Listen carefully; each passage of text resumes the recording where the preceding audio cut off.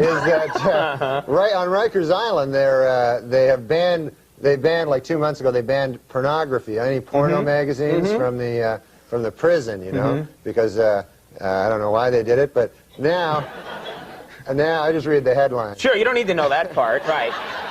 Who cares about that part, right? But now they had to bring it back this week, so they had a compromise. They're allowing one porno magazine. Only one? Only one. Yeah. Unfortunately, the porno magazine that they're putting in is Hairy Guy's Ass Illustrated. Really? Yeah. Well, if you're going to only allow one, I would think that's the one, you know, probably. It's a good magazine, though. It is a good, you know... It's not all just pictures of Hairy Guy's ass. The articles are good, actually. Yeah. Good articles on if you're buying a home, what home to buy, good areas to look. Good stereo advice. That's why I read it. Yeah. Killer crossword puzzle. It's just a good publication. All right. See, I just read it for Hairy Guy's ass. Well, see, that's you, Andy. Just people are all different. He was telling me before the show, last week he went to the Hairy Guy's Ass Mansion.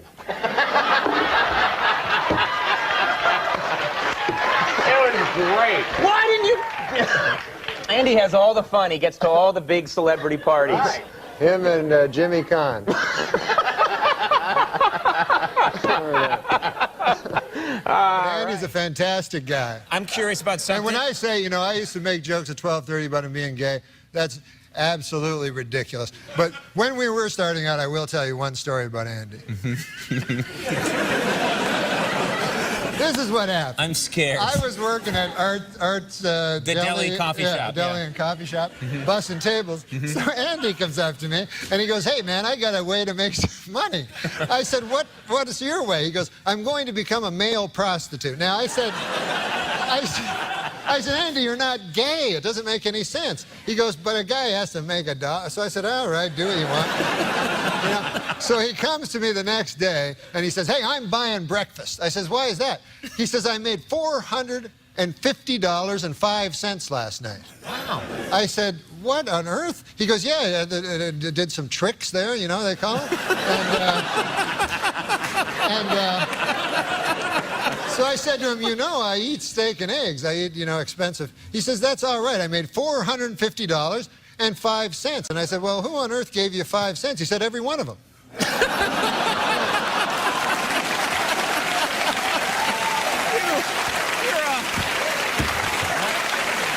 Good God, you're a horse's ass. I was concerned. That's simple arithmetic. That's 9,001 dudes.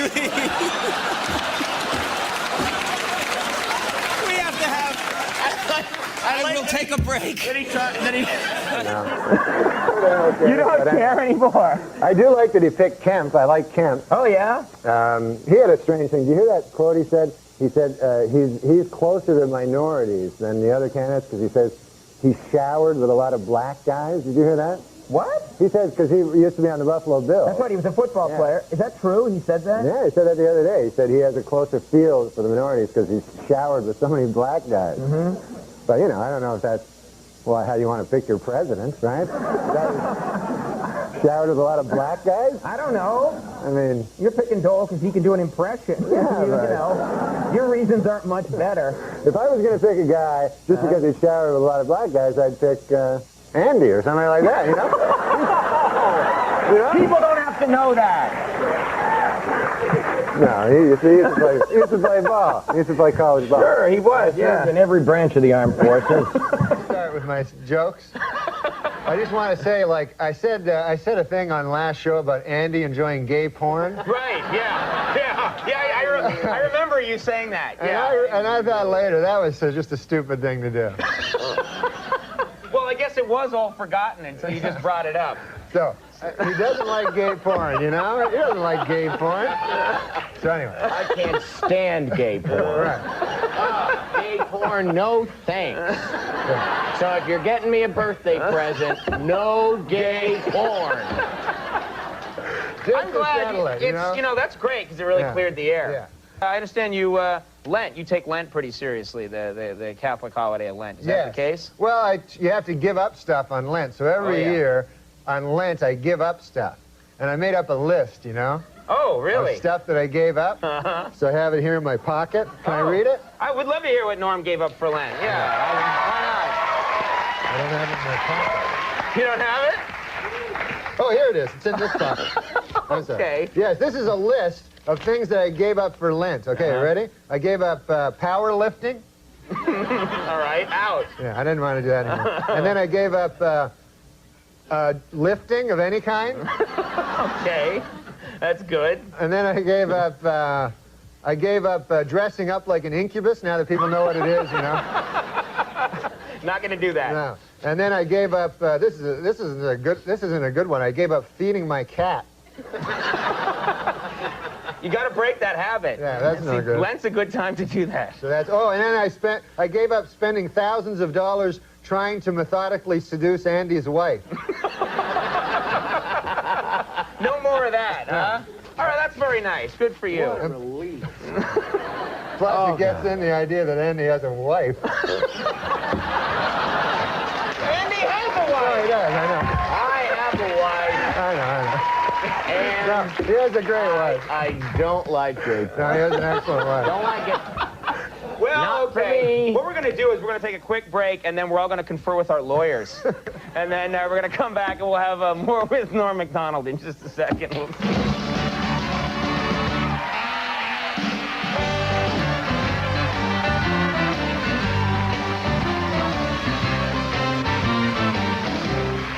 All right, we're back, everybody. Stop comparing notes on gay porn, all right? No! We were actually talking about the Sports Illustrated, the swimsuit issue. Oh, yeah. You guys like that issue. No, yeah. I love it. Andy It's said, fun to play Andy this said it's game. his least favorite Sports Illustrated. Oh, shut up. He says he can't. Never mind. I'm going to say something. Andy, you don't, it's like quicksand. If you struggle, it gets worse. I know. So you just gotta sit very still and it'll go away. The hero? Norman Fell from Three's Company. That's your hero? Yeah. Mr. Roper. Yeah. No, Mr. Roper? Yeah. That's not a good hero. That's all I got. Better than this guy's hero is some gay porn actor. Anyway. What are you talking about? What? I don't know. Insane. No. What are you saying? Let me tell you something about gay porn. What's- Seriously.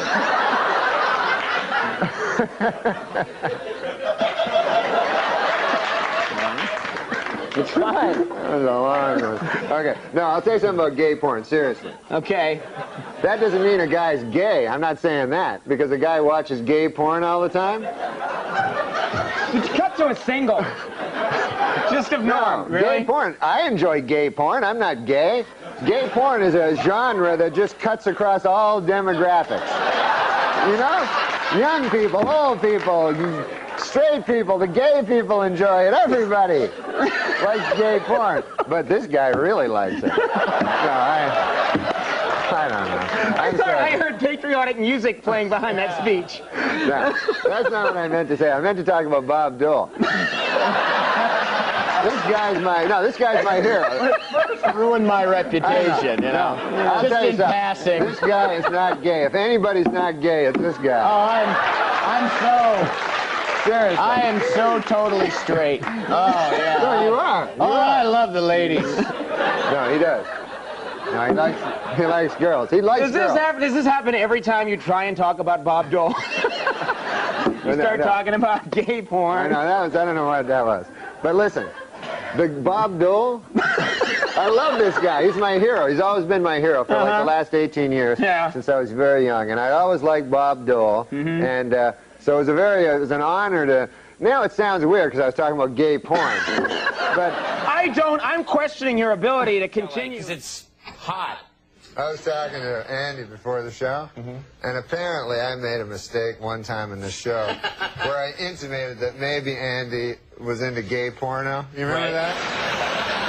I didn't, but now I do, yeah. Which he is not into, and I never meant to intimate that he was gay in any way. Right. Just that he had an obsession with watching gay porno. Okay, okay. There is a difference. Everybody loves gay porno. Right, right. Yeah. What's not to like? So anyway, Baseball. So I said, I'm sorry. He said, you know, I said, I'm sorry about that. Right. And I said I would never mention again his alleged obsession with gay porno. Right. And I won't. But anyway. We're going to run that on a loop. Play it over and over again. No, he's got a wife. Yeah, I know.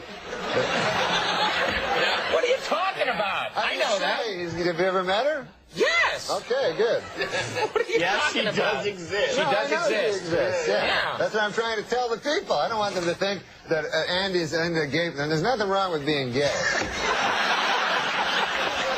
Unless you're not gay, and then there's something horribly wrong with it.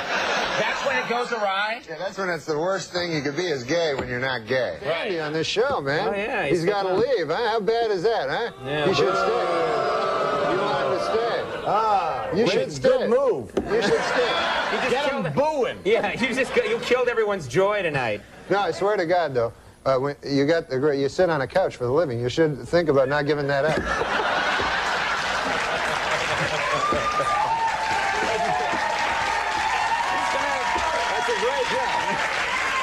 That's a great job. You sit on a couch, yeah, and you sit on a chair. It got to be too much, though. I'm looking to lay down. I've got to tone it down a bit. No, but you're a great man, and I'm going to miss you on the show, man. You're a great man, isn't he? Thank you. Great. Maybe he'll change his mind. Maybe. I keep asking him. Yeah. He's like, nope. Maybe if the internet, they start like writing "Save Andy," you know what I mean? It's not save him because he's leaving. His choice. Scott, you're Irish. Yes. What are you? Swedish German. Swedish German. Are you really? Yeah, really. Why would I lie about that? It's not funny. It's very odd because It's a very strange lie. I put one over on those people. Yeah. Swedish German. no, I'll tell you why it's funny, man. Because I was in Georgia, Atlanta, Georgia. Yeah. I met a good old boy down there, and he said, "Have you ever?" He said, "You know Andy Richter?" Yeah. Yeah, he did? Yeah. You met a guy in Georgia and he said, you know Andy Richter? Oh, yeah, you guys do well there. Oh. And he said, I said, yeah. He said, have you ever heard an Andy Richter joke? I said, no. He said, well, most of it's based on him being Swedish German. And then he told me an Andy Richter joke. And really? But I didn't know he was Swedish German. I thought it was all nonsense. Yeah, well, now this lines up perfectly. Yeah. Let me ask you something, because it sort of relates to the first... Wait, don't you want to hear the joke?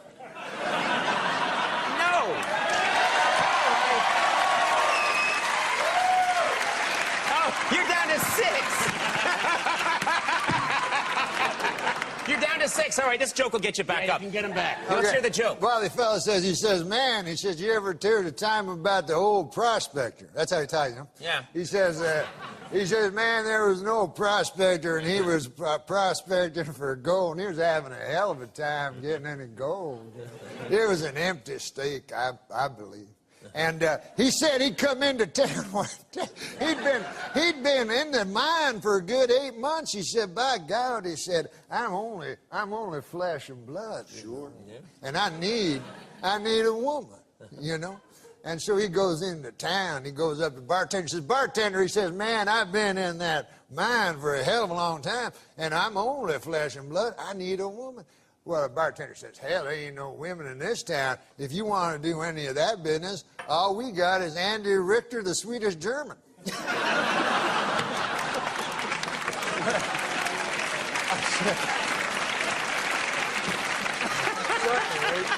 The prospector, he says, no, he says, hell, I ain't into that funny stuff, you know. He says, I'll be fine. So he goes back to his state, you know, and he's back in that mine, man, and 6 months passes, and a year passes, and Conan, you know, people are weak. Man is made of flesh and pride, as the scriptures tell us, and by God, that old prospector finally broke to his knees, and he said, I'm no worse than...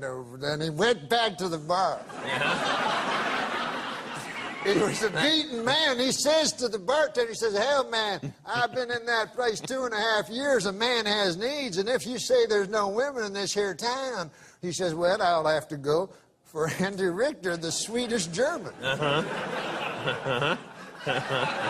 But But he says, listen now, he says, man, I'm a tough old hombre, you know, and I got friends now. He says, I don't want anybody to know about this. You know, this is back in the old days. Sure, yeah. He says, I can tell by the accent, yeah. he says, I got my cowpoke friends and so forth. I'd hate to hell anybody know about this, you know. This got to be all secret. Nobody.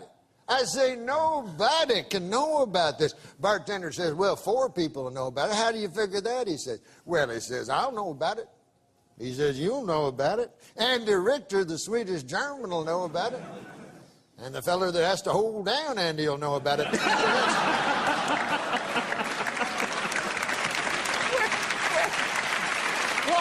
Why? Because Andy Richter, the Swedish German, he don't go for that funny business neither. Well, at least you left me my dignity. Yeah. I like the way that story ended. Yeah, That was a nice... You weren't gay. Right. Well, but that's not beside the point. You were raped. No, it's more...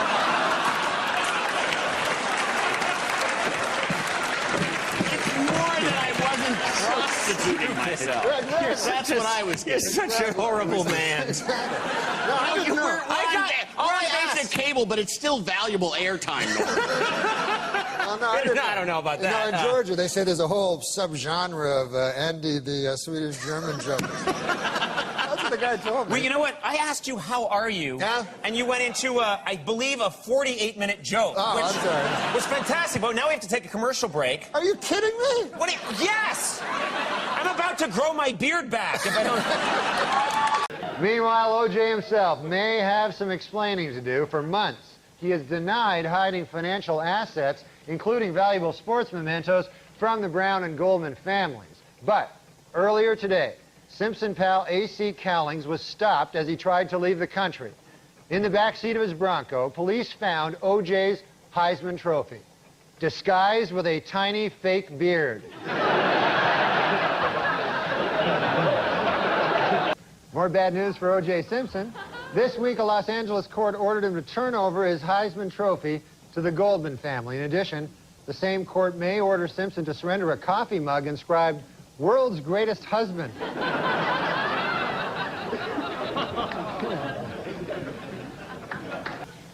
More followed from the recent conviction of British au pair Louise Woodward on murder charges. This week, her attorney Barry Scheck lashed out at the legal system, saying, quote, "What kind of sick society do we live in where an innocent girl is sent to prison, while a double murderer like O.J. Simpson goes free?"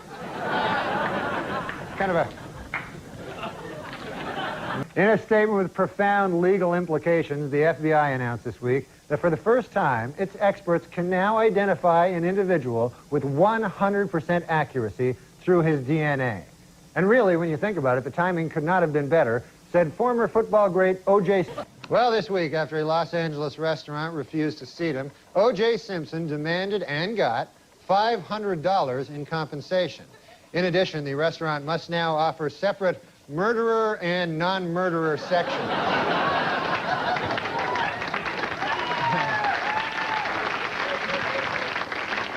Not going to be good, but he was adamant. You know, Warren finally acquiesced and made the change. Never understood why he had to go. I would say that was just a really, really bad call. I think it must have been the O.J. joke. Well, it is finally official. Murder is legal in the state of California.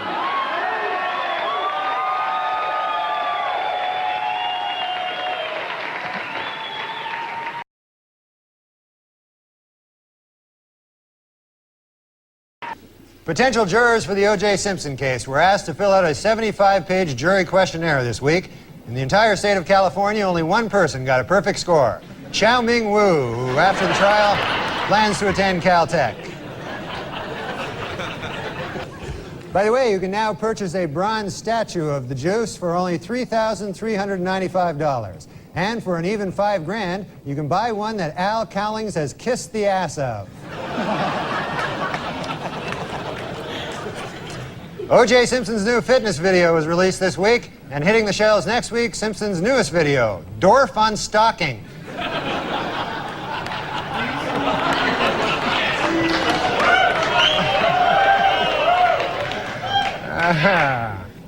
The crowd is torn.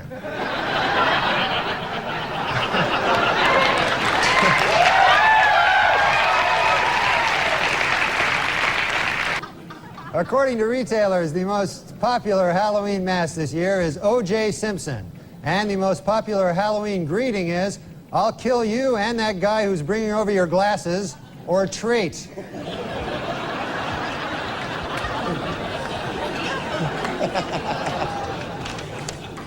And the Pope came out with a book this week, which contains a series of essays examining faith and morality in today's secular world and the changing role of the Catholic Church as it approaches the 21st century. The book is entitled, "God Himself Told Me That O.J. is Guilty."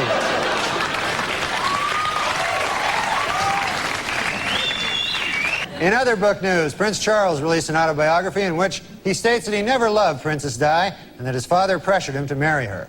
The book is entitled, "Of Course O.J. Did It. I mean, come on."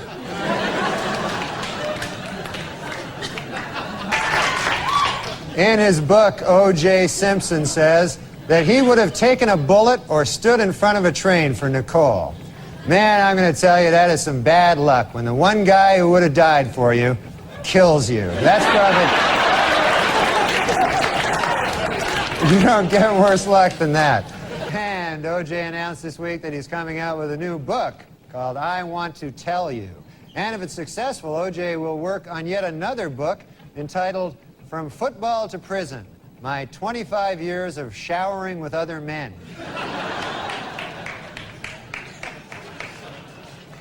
And finally, in honor of the 50th anniversary of their first publication, Random House will be releasing special commemorative issues of many Dr. Seuss classics. The first to hit the bookshelves will be Green Eggs and Ham and O.J. is Guilty. Judge Ito was interviewed this week by a local TV station in Los Angeles. Asked by the interviewer if it was appropriate for a supposedly impartial judge to be on TV with his case still pending, Ito said, "Maybe not, but how appropriate is it to kill your ex-wife?"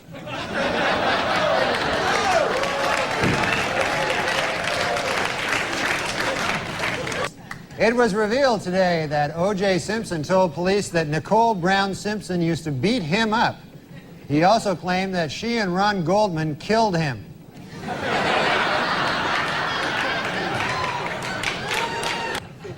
O.J. Simpson's lawyers have decided to skip hearings on DNA evidence and go right to trial. Asked why they did this, the lawyers replied, "We want to get O.J. acquitted as speedily as possible so he can get back to doing what he does best, killing people." Well, let's get to O.J. O.J. Simpson's lawyers say they don't want the families of Nicole Brown and Ronald Goldman in the courtroom during the trial. They're afraid the presence of the family members will just remind O.J. of how much more killing he still has to do.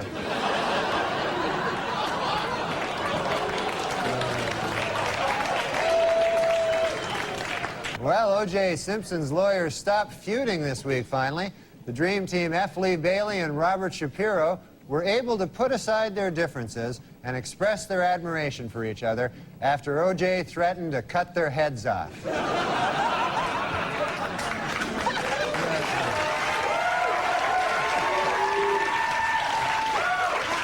According to the National Transportation Safety Board, sleepy truckers are responsible for 1,000 deaths a year. In second place, O.J. Simpson at 2 deaths a year. It was revealed this week that defense lawyer Johnny Cochran once abused his first wife. In his defense, Cochran said, "Hey, at least I didn't kill her like some people I know."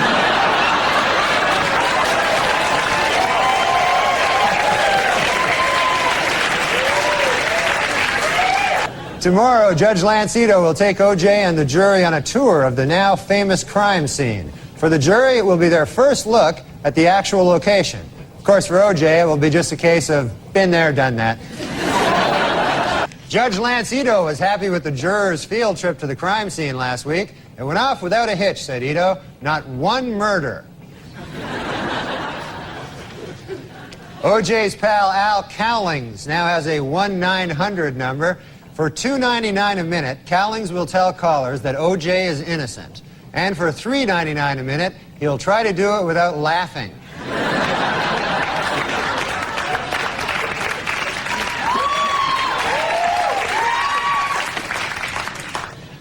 And this week, Simpson defense lawyers questioned witnesses about a half-melted container of ice cream found at the murder site. The Simpson defense has seized upon the ice cream for two reasons. One, it may help fix the time of the murders, and two, it was the only thing in the murder scene without any of O.J.'s blood on it.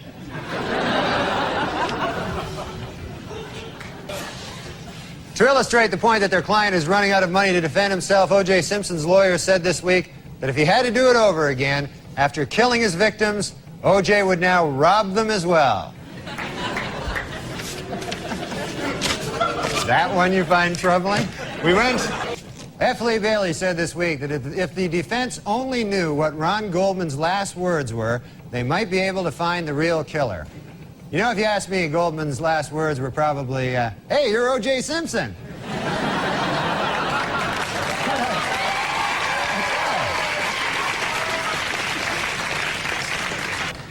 Oh, no, O.J. has struck again. How about that? Not a good thing. And in court this week, Cato Kalin testified that O.J. Simpson did not appear angry before or after the period of his wife's murder. But Kalin admitted he could have been a touch edgy while he was actually murdering her. Might have been a... Hertz Rental Car Company announced this week that it will buy 520,000 vehicles, increasing its worldwide fleet 24%. In addition, they will try to find a new spokesman who won't kill his ex-wife.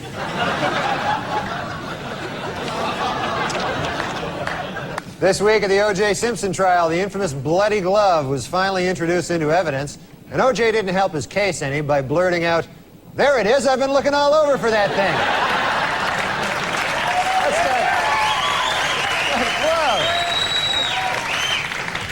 Whoa. And a new shocker in the O.J. Simpson trial. This afternoon, Judge Lance Ito dismissed yet another juror, a 45-year-old African-American male, for failing to tell the court that he had once worked for Hertz Rent-A-Car and that he had once held Nicole Brown Simpson's glasses while O.J. killed her.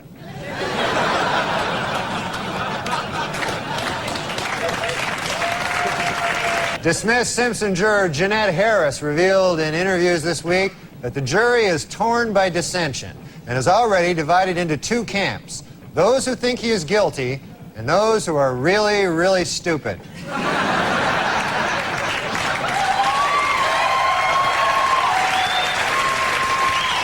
A bad week for the prosecution at the O.J. Simpson trial. Under intense cross-examination by defense lawyer Barry Scheck, LAPD crime expert Dennis Fung admitted that he may have contaminated the crime scene when he accidentally dropped a big bucket full of O.J.'s DNA. Our top story tonight, this week in the O.J. Simpson trial. After grisly photos of the murdered Nicole Brown Simpson were shown in court, O.J. turned his head away and wept. It was at that moment that he realized he would never be able to kill her again.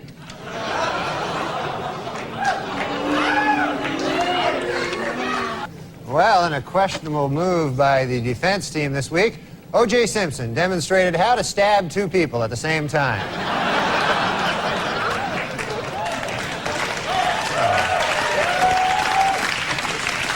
Remember 12 Angry Men, the classic courtroom drama? Well, the first film about the O.J. Simpson case is in the works. It's entitled 9 Angry Black People, 2 Scared Asians, and a White Guy Who Hasn't Spoken Since Rosa Lopez.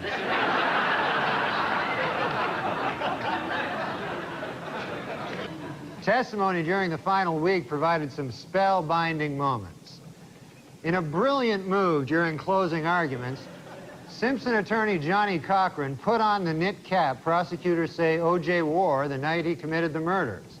Although O.J. may have hurt his case when he suddenly blurted out, hey, easy with that. That's my lucky stabbing hat.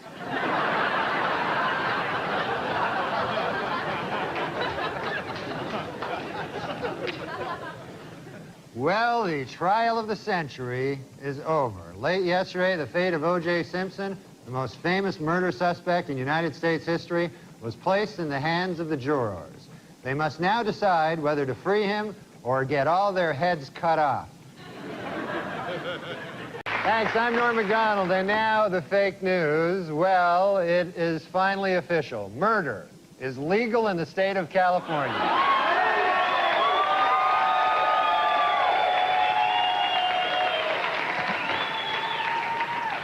2 hours after the verdict, LA police had their first solid lead in the hunt for the real killers. A new witness has come forward who saw 3 men fleeing the crime scene the night of the murders. Police have released this sketch and would like to hear from anyone who has seen these 3 individuals.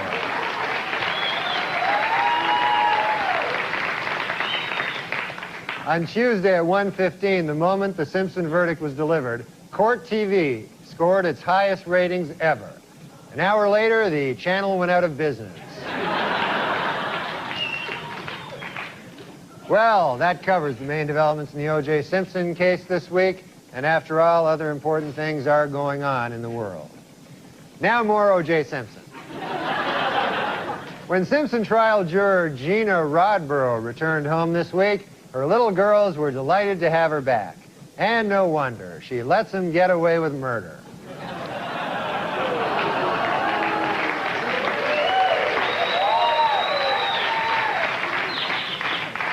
Our top story tonight. Following his shocking acquittal 2 weeks ago, O.J. Simpson vowed never to rest until the real killers of Nicole Brown Simpson are brought to justice. And the manhunt continues.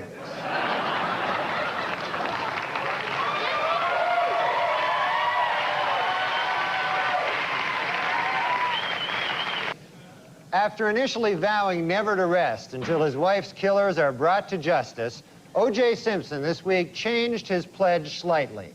He now vows to have sex with hot-looking models.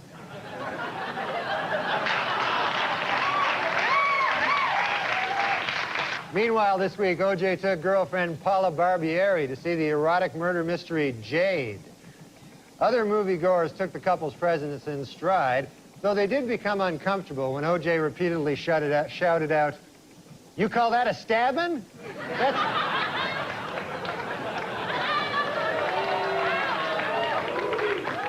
Simpson had been discussing marriage with girlfriend Paula Barbieri, but reportedly she has called the wedding off. Her fear was that if they married, she would be brutally murdered. And then someone would try to pin it on O.J.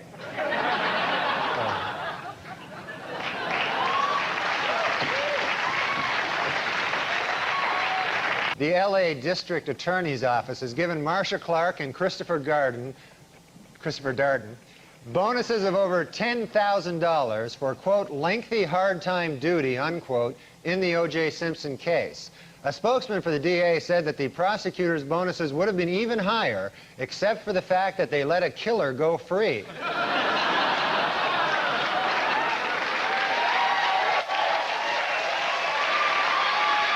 According to a report out this week, O.J. Simpson is still extremely angry that Robert Shapiro began writing a book while he was defending the football legend.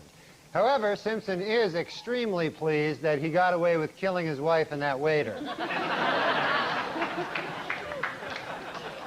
A down-and-out O.J. Simpson, depressed that all of his money-making ideas have failed, has decided to go back to doing what he does best, killing people.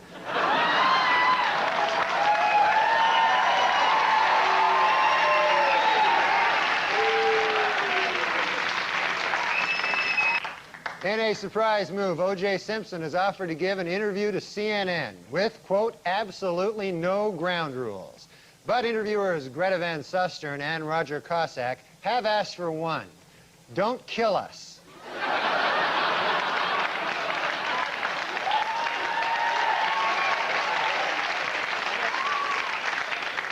In sworn testimony this week, Paula Barbieri admitted that she had broken up with O.J. Simpson the very night Nicole Brown Simpson was killed. Boy, that had to be a tough day for O.J., huh? First he gets dumped by his girlfriend, then Colombian hitmen kill his wife. Man, that's... You gotta...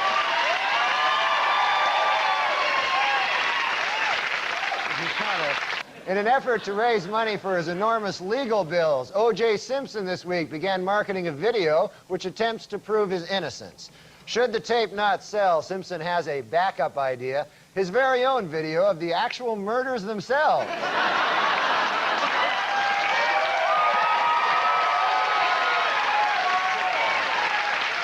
This week on NBC's Dateline, 3 members of the Simpson jury explained their not guilty votes and argued that if Simpson had killed his wife, there should have been blood stains all over his gate, front door, and light switches. Also this week, Simpson friend Al Cowlings released his video, How to Get Blood Stains Off Gates, Front Doors, and Light Switches.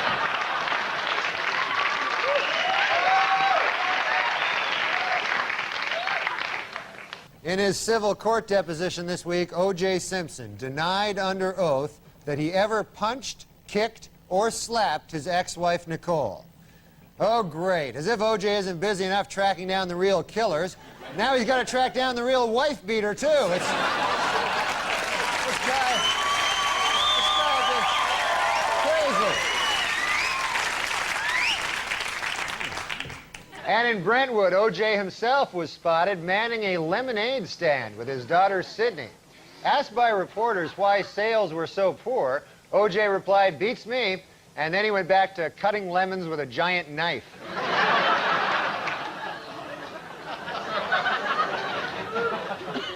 A new development in the O.J. Simpson civil trial this week. According to sworn testimony, Nicole Brown Simpson had told her therapist that she was afraid of getting beaten by O.J. Simpson.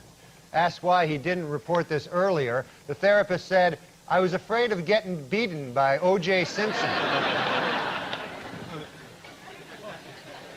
I said getting beaten, and that may have hurt a little.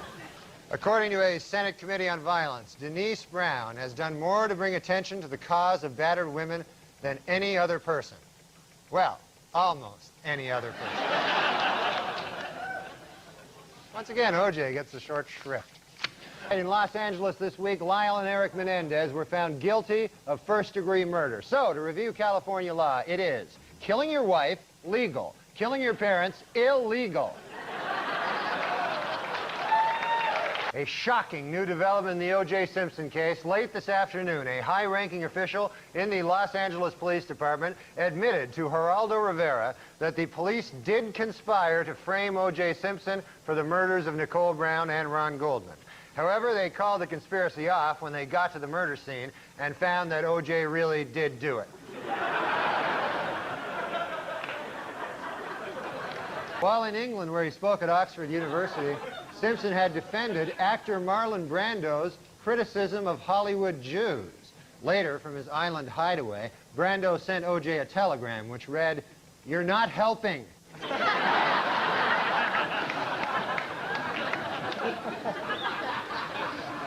Arriving back in the U.S. after his week in London, O.J. Simpson was asked by a reporter why he hadn't spent Mother's Day with his children. A visibly annoyed Simpson replied, "Idiot, I didn't spend Mother's Day with my kids because I killed their mother."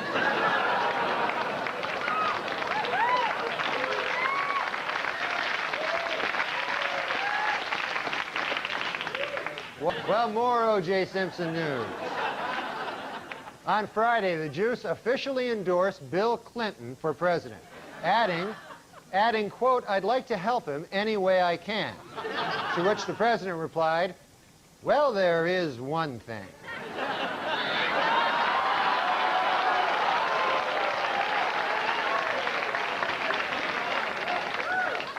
In Los Angeles this week, the defense suffered a setback in the second O.J. trial when Simpson was ordered to turn over a secret videotape which lawyers say contains proof of his guilt. What's on the tape? The first O.J. trial.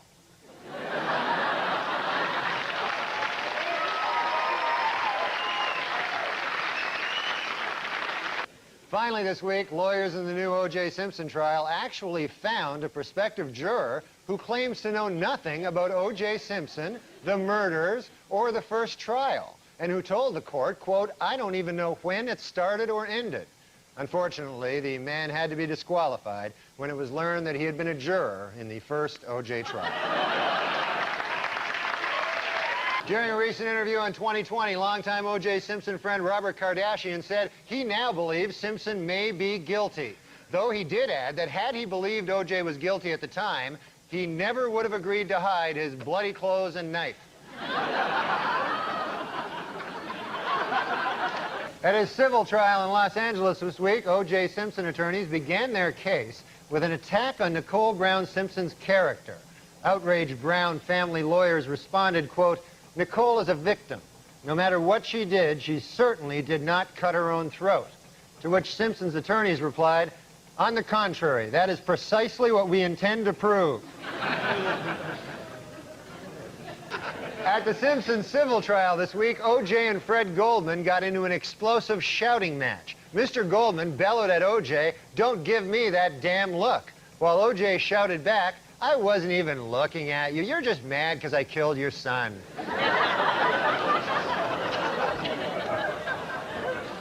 Against the Jets last week, Buffalo Bills running back Thurman Thomas broke O.J. Simpson's career rushing record, and the week before, he surpassed Simpson in career touchdowns. Next up for Thomas, an attempt to kill 3 people at once.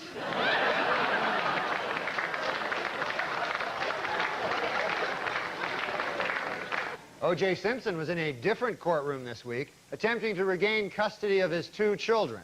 In order to prove to the court how much he loves his kids, O.J. pointed out, quote, "Hey, they're still alive, aren't they?"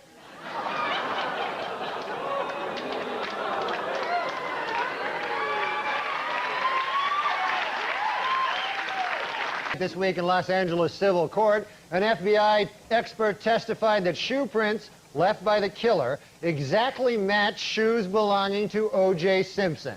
In response, O.J. stood up and exclaimed, "Wait a minute, wait a doggone minute, I just figured it out. The real killer is me."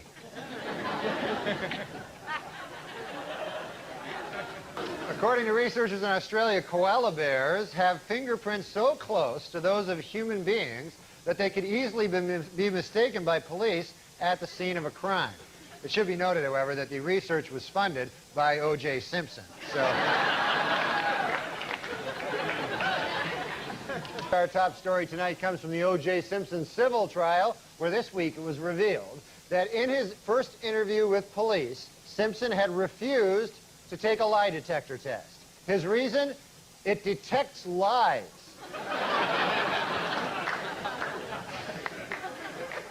This week at the O.J. Simpson civil trial, the focus shifted from the defendant to the alleged character flaws of Nicole Brown Simpson.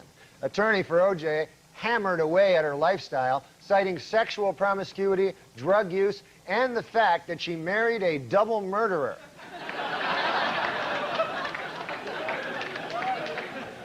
Meanwhile, Simpson defense attorney Robert Baker argued that a dark spot in a crime scene photo was a, quote, mystery shoe print, suggesting that there were actually 2 killers.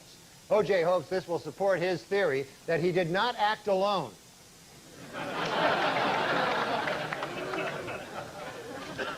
In dramatic testimony this week at a civil trial, O.J. Simpson said he didn't commit suicide only because, quote, "My mother told me you don't go to heaven if you kill yourself." Oddly, his mother did say, quote, "It's okay to kill other people.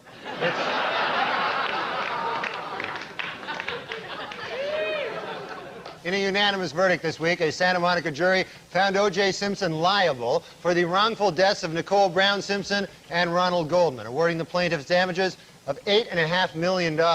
Reacting to the verdict, Simpson insisted that he has nowhere near that amount of money and that his only remaining asset is 30 pairs of Brunei Mali shoes. The announcement of the verdict came toward the end of President Clinton's annual State of the Union address, and to many observers, completely overshadowed the event. Even the president was distracted during his speech, waiting to hear exactly how much it costs to kill your wife.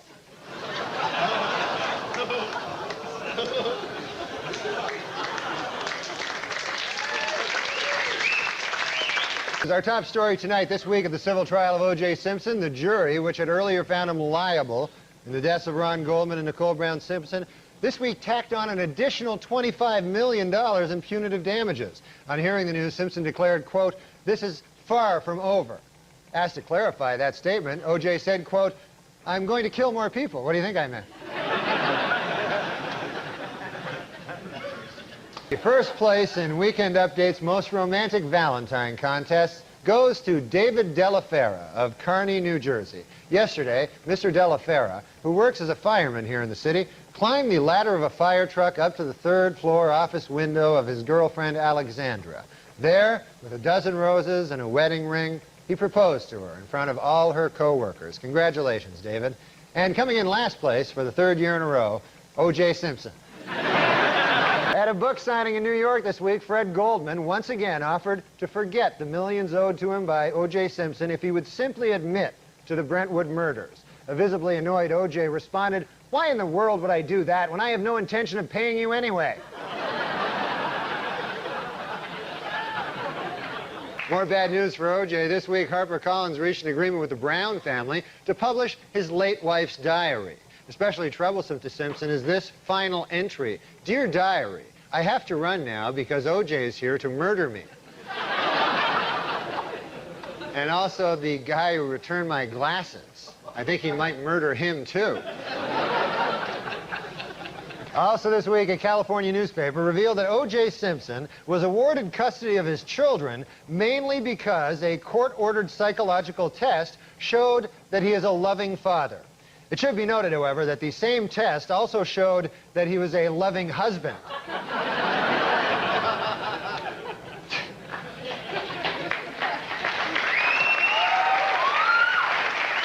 According to O.J. Simpson's niece, Terry Baker, when O.J.'s mother, Eunice Simpson, first heard about the slaying of Nicole Brown, she exclaimed, "He did it." Reached for comment, O.J. said, "My mom was just guessing. I hadn't even told her yet."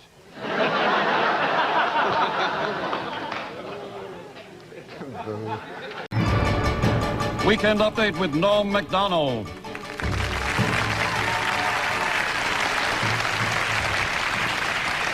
Thank you. I'm Norm MacDonald, and now the fake news. Yesterday, Simpson trial judge Lancito allowed that mystery envelope to be opened, and it appears Simpson may already have won $10 million. The first deaf Miss America, Heather Whitestone, was crowned last week in Atlantic City. Although completely deaf, she is an expert lip reader. Personally, I don't think she's that pretty, you know. Not my cup of tea. Well, David Hasselhoff is a huge rock star in Germany, where his latest album sold 5 million copies this week, which once again proves my theory: Germans love David Hasselhoff. Christy Brinkley told reporters this week that her marriage to Billy Joel was over long before their divorce. The key moment, she said, came when she realized that she was Christy Brinkley and that she was married to Billy Joel.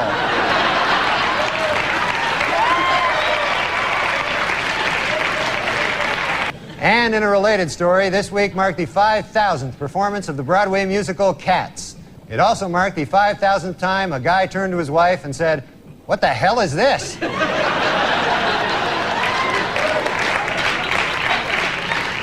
And finally, John Wayne Bobbitt is going to be an adult film star. He has been signed to play himself in the John Wayne Bobbitt story. The part of his severed penis will be portrayed by Pauly Shore. According to an obscure 14th century law, British Army Captain James Hewitt could be hanged for having an affair with Princess Diana. The punishment for having sex with Princess Diana is death. The punishment for having sex with Princess Anne is having sex with Princess Anne. Las Vegas mogul Steve Wynn has announced plans for a new hotel, 46 stories high, set on a 17-acre island in the middle of a 50-acre artificial lake on the Las Vegas Strip. In a related story, Motel 6 now has shampoo.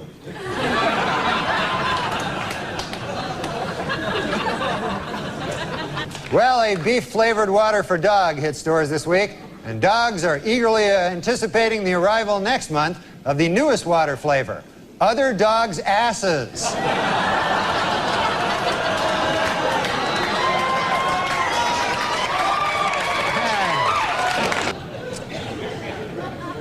Dr. James Watts, a neurosurgeon who performed the first frontal lobotomy, died this week in Washington.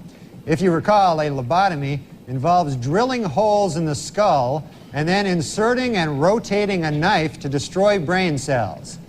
What a genius. He'll be missed. Former First Lady Nancy Reagan reports that her husband has been relaxing at their ranch, riding horses and chopping wood. Sadly, eyewitnesses report that he was actually riding wood and chopping horses.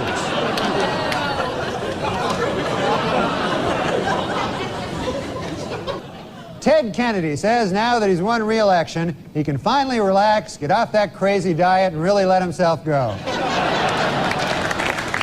Yeah, Ricky Lake, you know, she really is an animal lover, though. She has 3 cats, 2 dogs, and a big ass that follows her around everywhere. Well, there may be trouble in paradise. Lisa Marie Presley confirmed this week that she and Michael Jackson live in separate residences 50 miles away from each other. Lisa Marie was quoted as saying, "I guess being married to a homosexual pedophile wasn't such a great idea after all." Kenny G has a Christmas album out this year. Hey, happy birthday, Jesus. Hope you like crap.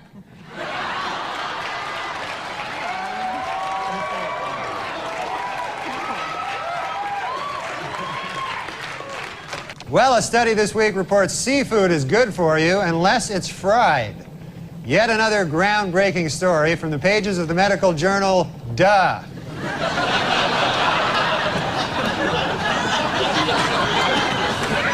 A new FBI study shows that for the first time, Americans are more likely to be killed by a stranger than a loved one or acquaintance. Their advice? Introduce yourself to as many people as possible.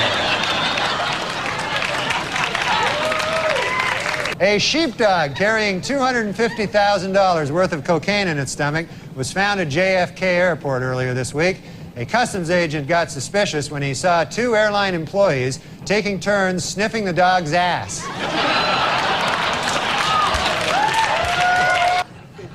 O.J. Simpson's lawyers have decided to skip hearings on DNA evidence and go right to trial. Asked why they did this, the lawyers replied, "We want to get O.J. acquitted as speedily as possible so he can get back to doing what he does best, killing people." There's a new 24-hour cable TV channel now. It's called Fish TV. The channel shows a giant aquarium of fish 24 hours a day, except from 2 a.m. to 3 a.m. when it shows the Byron Allen Show. In a survey this week, men said they preferred penis size to height. 62% of men said they'd rather be 5'2" with a 7-inch penis. 36% said they'd rather be 6'3" with a 3-inch penis. And the remaining 2% said they'd rather be 1'4" with a 300-inch penis.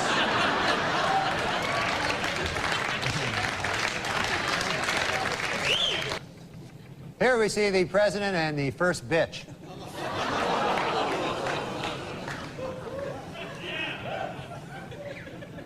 Hey, slow down, you bitch. Let me catch up.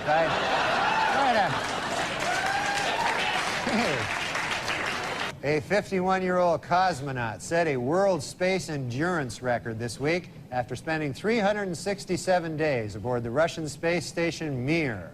And also, as a side note, he also smashed his own masturbation record.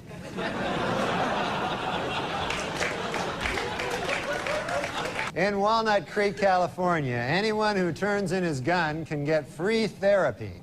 And anyone who doesn't turn in his gun can get free anything.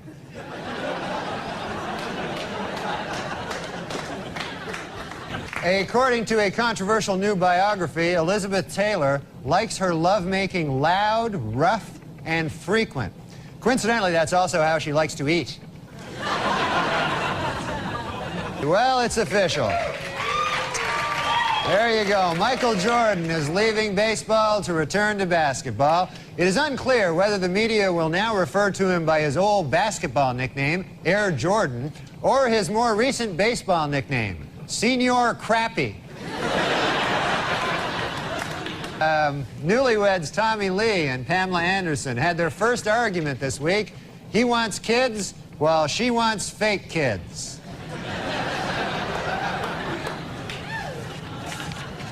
A new study says that people who quit smoking have healthier lungs. Yet another groundbreaking story from the pages of the medical journal, Duh.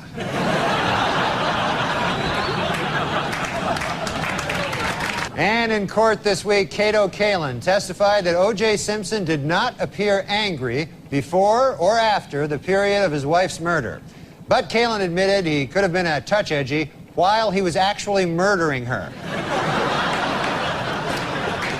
Might have been a... Leona Helmsley fired a maid this week for stealing her Victoria's Secret lingerie. And you think she looks hot here, huh? Imagine, if you would, with the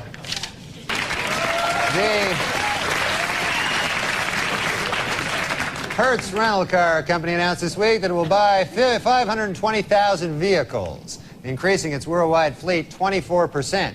In addition, they will try to find a new spokesman who won't kill his ex-wife.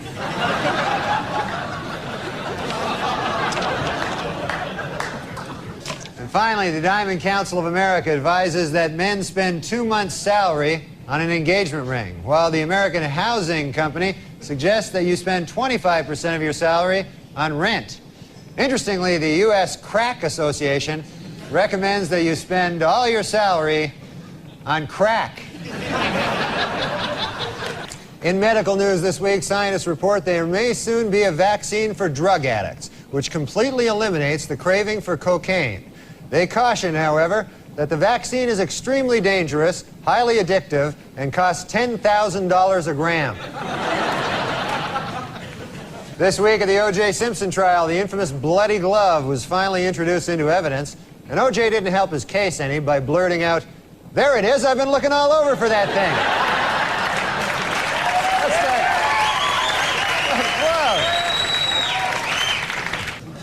Whoa. In a bid to boost low attendance, officials at the New Jersey State Aquarium have announced plans for a $4 million facelift.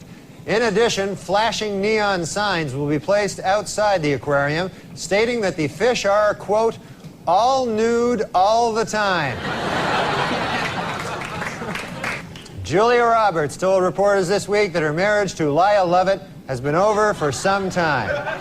The key moment, she said, came when she realized that she was Julia Roberts and that she was married to Lyle Lovett.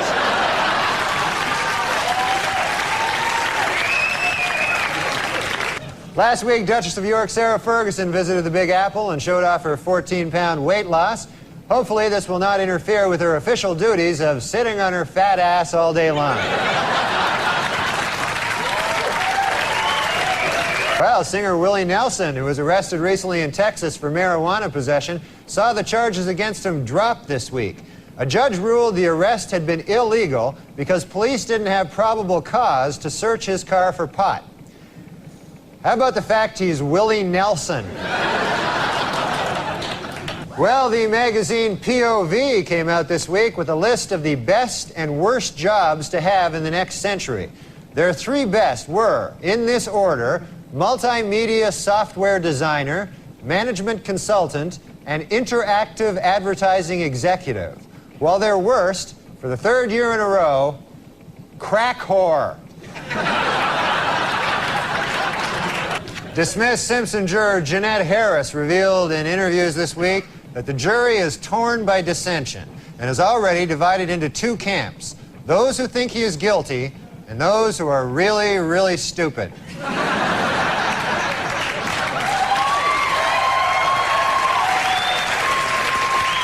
A Cambridge, Massachusetts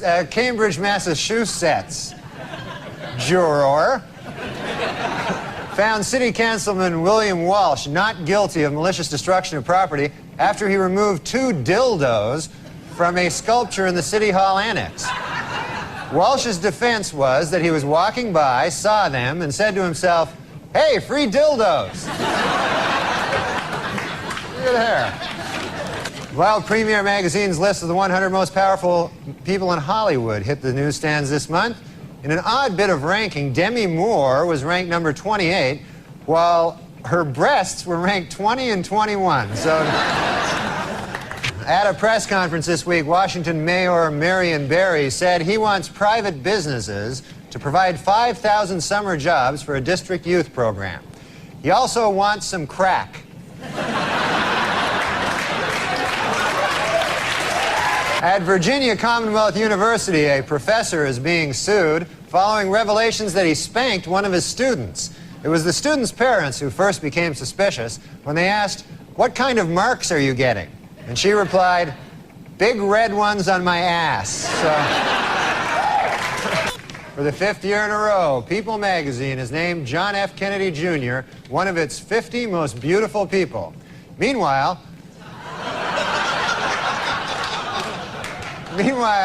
Big Red Nose magazine has named Ted Kennedy one of its 50 faces most ravaged by drink. Well, in Buffalo, Wyoming, a truck jackknifed this week, spilling hundreds of sticks of dynamite on the I-90 interstate, though officials noted that there is absolutely no danger as long as you're protected by magic. Yeah, I wish I was protected by magic. All right. In stock market news this week, April's 3 biggest losers were Cantab Pharmaceuticals, Champion Enterprises, and Crapco, which manufactures crap. And also crap-related items, most recently Mariah Carey's Christmas album.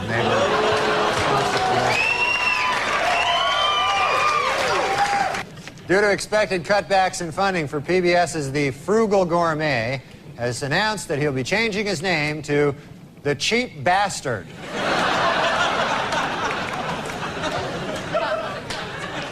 Well, in a questionable move by the defense team this week, O.J. Simpson demonstrated how to stab 2 people at the same time.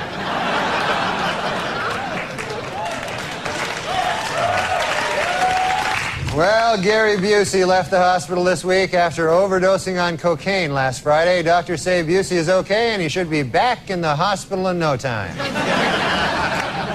Last Friday in Washington, D.C., the city's elementary school students pledged to stay drug-free as a gift to their moms on Mother's Day. Meanwhile, D.C. Mayor Marion Barry got his mom a great big box of chocolates. The Walt Disney Company has announced plans to build a $300 million hotel and entertainment complex in New York's Times Square. Construction begins next spring on their first attraction, Crack Horrors of the Caribbean.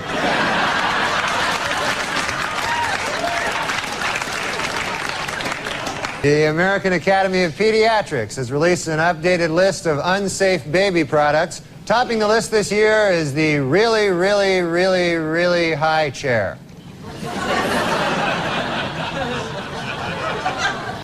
Officials in Disney World have ordered their ride, the Extra Terror Estrial, to be shut down until it can be made scarier.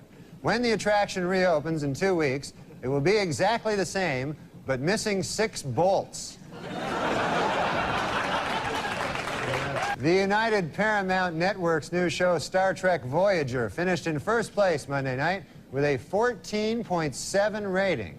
For those of you who don't know, 1 rating point is equal to 950,000 nerds. In his book, O.J. Simpson says that he would have taken a bullet or stood in front of a train for Nicole. Man, I'm going to tell you, that is some bad luck when the one guy who would have died for you kills you. That's probably... You don't get worse luck than that. Taco Bell this week introduced a new light menu, as well as a new slogan, half the fat, but still tastes like crap. OJ's pal Al Cowlings now has a 1-900 number. For $2.99 a minute, Cowlings will tell callers that OJ is innocent. And for $3.99 a minute, he'll try to do it without laughing. And now a correction to a story we ran last week. Prince Charles is actually the one in the middle. So we apologize for that. 130 years after the Civil War, the state of Mississippi has finally voted to abolish slavery. Representatives say they would have liked to have done it sooner, but they were delayed due to some awfully big cotton crops. They had some kind of big cotton thing. All right. And finally, the Oscar nominations were announced this week. and Tom Hanks and Jodie Foster are in a heated competition in the Academy's controversial new category, Best Retard.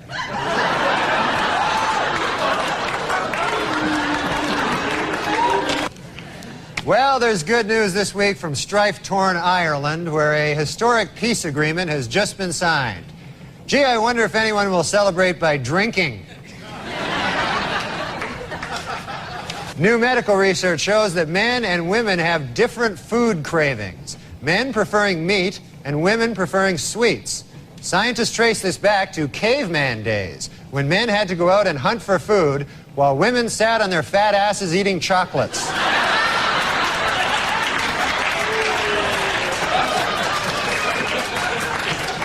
Washington Power twosome Mary Madeline and James Carville are expecting their first baby in July. No one knows if the baby will be a Democrat or a Republican, but doctors are sure of one thing: it will be weird looking.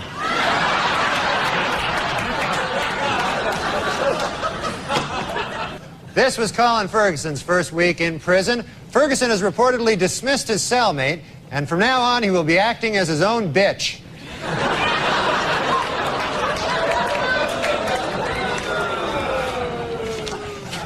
The richest girl in the world, billionaire Athena Onassis, celebrated her 10th birthday this week. What's it like to be the richest girl in the world? Well, to give you some idea, at the party, they had 2 cakes.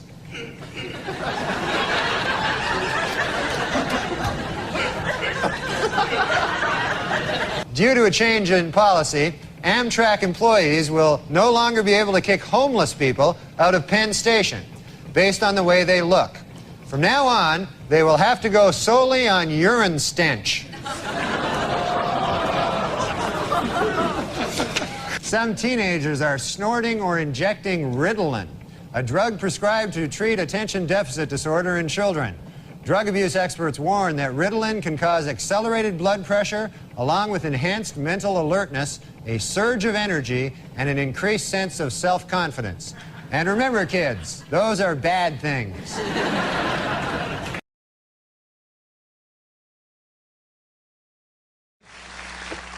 Well, I'm glad you folks are in a great mood tonight. Our first guest is one of the funniest men working in television today. He is the anchor of Weekend Update on the popular Saturday Night Live program. Please welcome Norm MacDonald. Norm!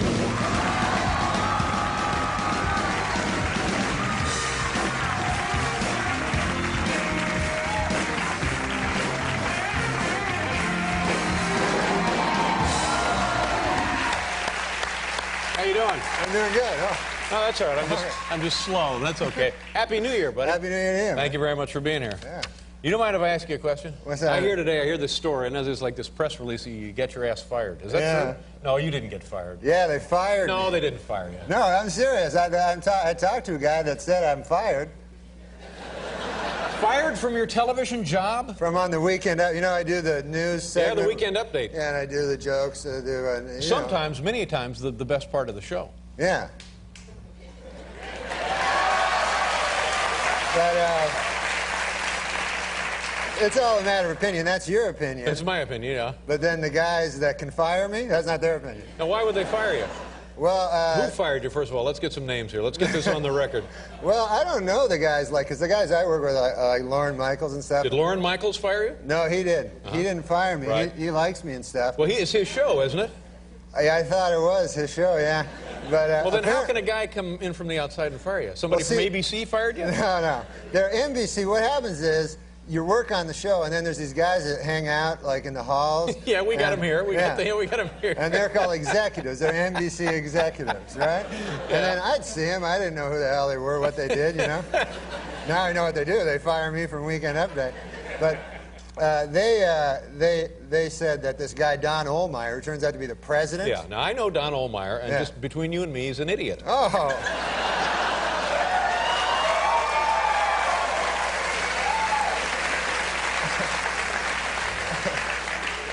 So I wouldn't take it seriously. If this guy fired you, you may still have a job. You never know. I'd wait for some paperwork. No, I phoned him, you know. Oh, you had to phone in to pick up your messages from the...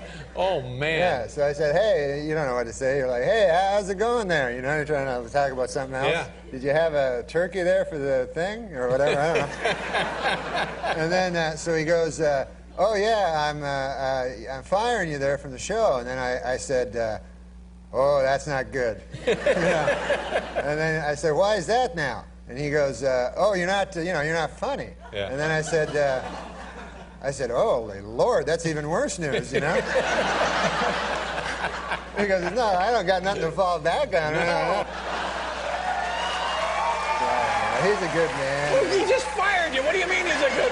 What is wrong with you? You quisling? Stop that. I don't know what quisling means, but...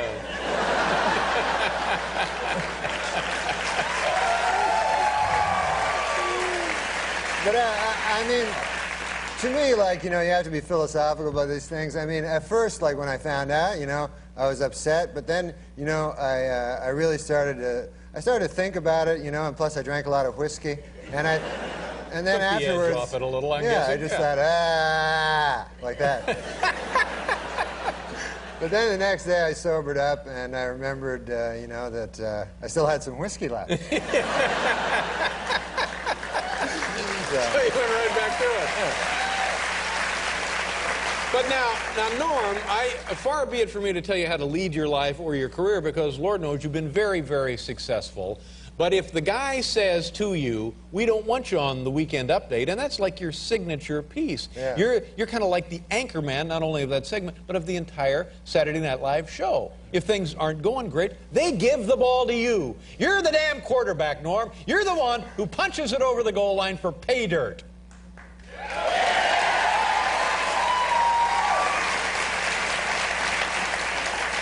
So now, well, I mean, if Mr. Big Shot Cologne and Cufflinks, Don Ohlmeyer, if he says, we don't want you on the Weekend Update, I'd adios. I'd get in the cab. Absolutely. Hit the dirt. Come on over here to CBS. We'll get you a nice show.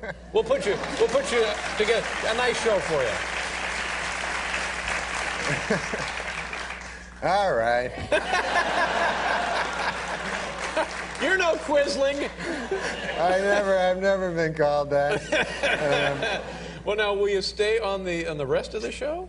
Yeah, I'm gonna stay. Like I do. Also, other than doing an update, I do like sketches, but like I stink in those. So that. You know, he thinks I'm funny in those. Yeah. Oh, it's just the Weekend Update he doesn't think you're funny. Yeah, he doesn't think I'm funny in Weekend Update, and God only knows. I mean, you know, it's just a matter of opinion. He also thinks that O.J. is innocent. So. Exactly. Don't let this pinhead push you around, for heaven's sakes. No, he's not a pinhead. He's a fat guy. There we go now. Come on, Norm. Let's go. Let's get a little heat on here. No. It's funny when you don't like a guy just because he's fat, you know what I mean? No, it has nothing to do with him being fat. No, it doesn't have anything to do with him being fat. You don't like it because he's a dope. No. No, it's just you know what I've always said is, I've said comedy is subjective. Mm-hmm. I never really said that before. I didn't think I usually say whiskey is good. Yeah, that's right. But Norm, you're very, very funny. You're like the strength of that franchise now. Well, do you know any guys over there you can give a call to or anything? Well, yeah, they're going to take a call from me. You're lucky they took your call so they could fire you. Are you kidding? But there. Are you getting some support from the rest of the cast members? Well, you know, the people on the cast, like, they go, you know, when you work at a place, you know, some people like you, some people hate you. But oh, yeah, you don't need to tell me that. So, you know, people come up to you and go, oh, man, I'm sorry. And then either they're sorry or they're not sorry. Yeah, that's right. So how the hell do you know? No, you don't really know. But you can tell. Well, sometimes you can tell, like, you walk into a room and then everybody will stop talking. Mm-hmm. And then so you go, hey, were you just talking about how you were glad I got fired from the update? And they go, no, we were talking about hats. But now let me go back to this, and I don't want to embarrass you again, but if Lorne Michaels, the guy who created the show, the guy who's kept the show in business all these years, it's his show. Mr. Big Shot, Mr. Table at Orso's, Lorne Michaels, Why doesn't he step in? Why doesn't he throw himself in front of this gorilla to save your job? What's going on there? With that? It sounds to me like he's a quisling. He is? Well, that's what it sounds like. Maybe we can get a dictionary at the break. But, you know what I'm saying? This is the guy. Didn't Lorne Michaels hire you? Yes, he did. Well, then who ought to be able to fire you? Lorne Michaels, Right, so where was he? Did he fire you? No, he didn't fire. But he's like your buddy, right? You're buddies with Lorne. Yeah, he's a good man, and now, he's what did he always say to you? Been very supportive of. Well, I guess not. What did he say to you? He said to me, he says, he said, look, Norm, this is the deal. You know? He said, I want you to stay on as Weekend Update. Oh, good. Well, there you go. Well, great. So you got the job back. That's good news. Attaboy, congratulations. Hang on. Stay right there. Think about it. We're going to get this straightened out. All right, Norm? Good to see you, buddy. Okay. We'll be right back here with Norm MacDonald.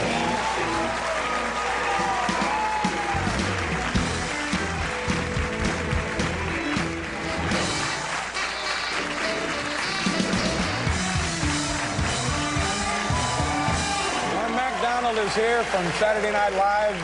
Peter Wilson from La Femme Nikita Streb. You ever seen these Streb people? Oh, they're great. They're going to change your life.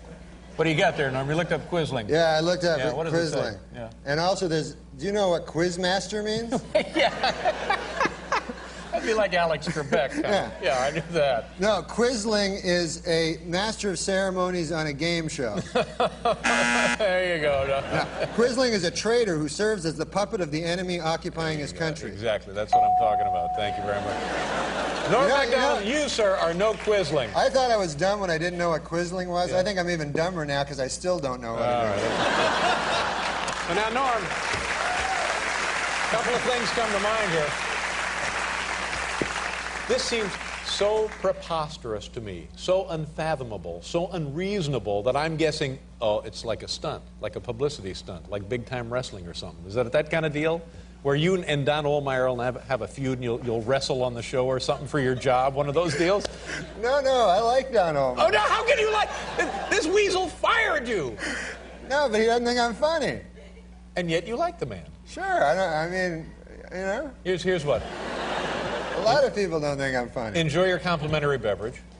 Now, tomorrow night... It ain't whiskey, but it's good. Now, there's a great song. Now, tomorrow night, come back on the show, or Friday night, come back on the show and do Weekend Update. You can do Weekend Update here. You can be the Weekend Update guy on this show. That'd be great. Well, there you go. Good.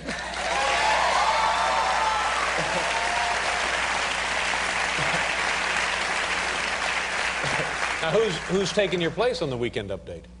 I don't know. Apparently, they had some press release today, but I don't read the papers, that wasn't good either. No, not if you're in charge of Weekend Update. To just blatantly admit that you don't know what's going on. I did too many Nixon jokes. Yeah. I'll tell you one thing. I'll tell you who's taking your place. Nobody can take your place, Norm MacDonald. That's what I think.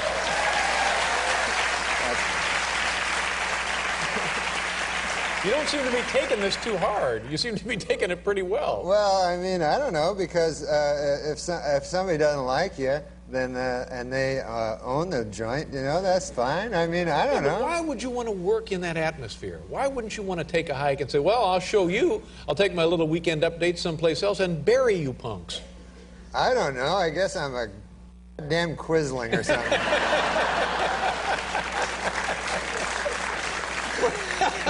Norm, geez, I hope you land on your feet. I think you're going to, but you're going to be in part of the show anyway, right? Yeah, I'll be doing, you know, things. Yeah. I'll be, you know, now I find out. Hilarious impression of me. You'll be doing that, I guess. No, why didn't they fire that? What they do is now they're saying, oh, we'll put you in a whole bunch of sketches, which I don't want to be in, because then they're like, here, you're the scientist, and you're the scientist in charge of Monkey Boy or some damn thing. And, you know, and then I'm like running in going, hey, cheerleaders, what's going on? I haven't seen Monkey Boy, and I don't know how to... That ain't a bad sketch, though, Norm. That's true. Well, that ain't bad. That's got possibilities. How's everything at home? Your mom all right? Oh, yeah. Do you get to see your mom much? She came to visit me in New York, you know. That's nice. And she's real sweet, you know. She doesn't know much about show business, you know, but she always tries, because she knows I'm in show business. Right, yeah. I mean, until tonight. And so she always tries to give me, like, the showbiz news. I remember, like, a couple of years ago, she phoned me up. She goes, oh, my God, have you heard the news? Liza Minnelli's a phony. And that was her, like, story. Liza Minnelli's a phony. Yeah, and I thought, how can that be, like, a story? Yeah. Like, man, I'm sure she probably is a phony, you know, but how would that be a scoop? And then, like, it took me a while to figure out. She was talking about them, remember Milli Vanilli? Yeah.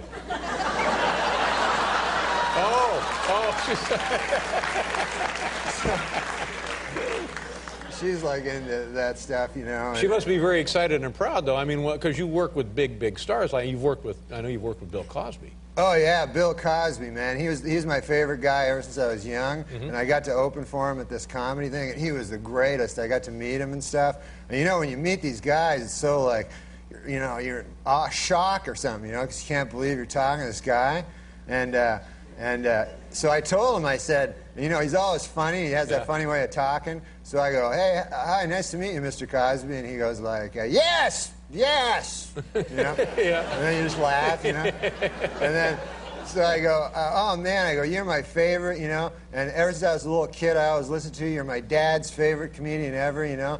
And he goes, now, where is your dad from? Yeah. You know? That's So I pretty go, good. all right. That's pretty good. Maybe I'll do him this week on the show.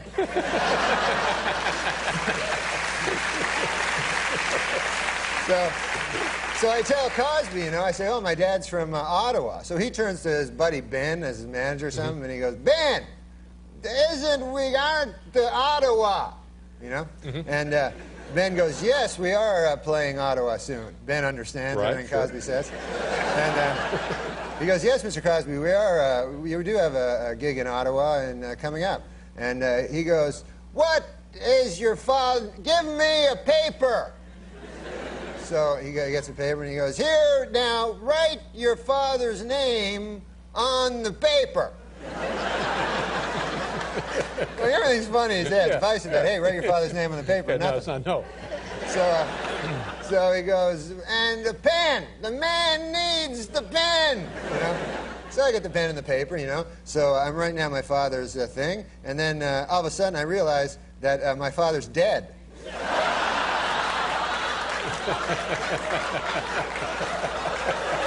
See, that's a problem.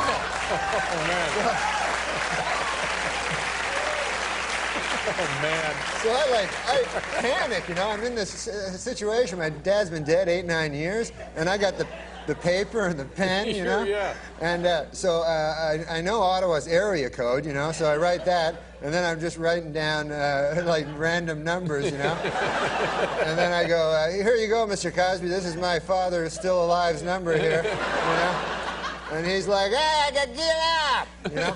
And then, so I thought, God, man, that's a stupid thing I did, you know. And then a couple weeks later, I get a call, and it's Bill Cosby on the phone. And he's like, I phoned the number. And he was so sweet, like he'd actually phoned my father's number. Like, what a great man, you know? Man. And he said, the man does not live with the number. The man answered, and not your father, you know? So I'm like, oh, I'm pretty sure. Because I couldn't go, oh, yeah, I forgot, he's been dead 10 years. Yeah. Oh, man. Well, Norm, I hope we've been able to get you through your darkest hour. And that I hope you somehow find the will to carry on. And normally this would be the time when we'd mention the show on Saturday night, but I'm so angry about this, and I don't care about the show Saturday night, and neither should you. Oh. Good to see you, Norm. Thank you, man. Come back anytime. Norm MacDonald. We'll be right back with Peter Wilson.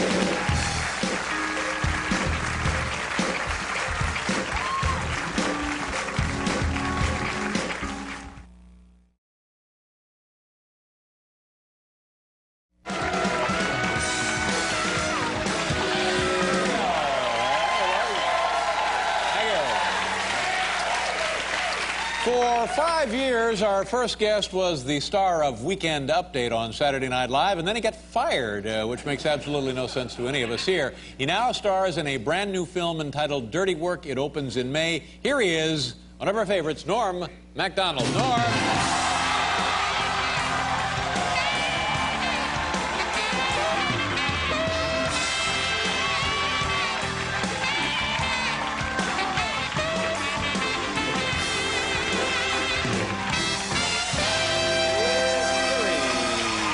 You look good, Norm. The crowd goes crazy. Thank you very much for being here. Thanks, man. Welcome to the show. Thanks for having me. Yeah. You know, Norm, the last time you were here, it was a traumatic, difficult situation because I believe it was like the day after you had been released, kind of undone, let go, Yeah, something like fired. it was that very day. That very day. Yeah.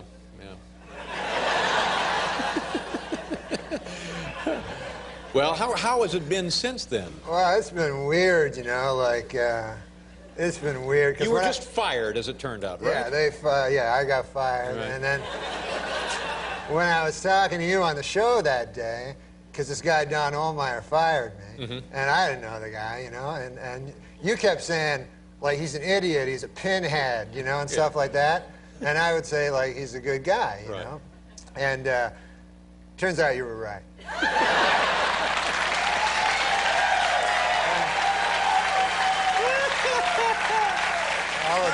Oh, man, good. Yeah. Good for you. I'll admit when I'm wrong. I've never been happier to be right about something in my life. Yeah. So, because I went and met with him, you know, I never... Now, wait a minute. After you get fired, you then have to go to a meeting with the guy? Yeah, because I wanted to leave the show entirely. You know, I thought that would be the next thing. Right. And so, and then, you know, I talked to all these guys I pay money to, you know, and I go, hey, how about you guys figure out something there, you know? And then they're like, well, we were talking to this one guy that said that he maybe could do, you know, and it took forever. So I said, how about I just go talk to the dude that fired me? Face to face, Yeah. mano a mano. It shows great courage, great class, grace, I believe, on your part. Yeah, well, I'm a courageous, classy dude. So I have to go to his office there. He lives in Hollywood, California, you know. And he's a big shot, this guy, Don Ohlmeyer, a big shot. Oh, yeah. One of these guys comes to work very early and spends most of the day selecting monograms, you know. That's what he does. Yeah. Yeah. So his office is like, I went to his office, and it's this big office, you know, and then you go in there. I'm not used to these things, you know. I'm just a guy used to nightclub, you know, smoking nightclubs. You're a hard-working guy. Yeah. So I go in there, and that guy, Don Ohlmeyer's there, so I go, how you doing? And we talk, and he... Well, how was that? Was it cordial? Was it a bit icy? No, it was cordial. He gave me a lighter. Like for being, like it's what, a parting gift? Well, he's giving you what? He had a lighter, you know, and he goes, hey, want a lighter? And then he gave me an umbrella. I don't know, it was like a... You get fired and you get stuff. You're like, hey, how about a clock radio? How about a lighter? Anything on the top shelf I could have.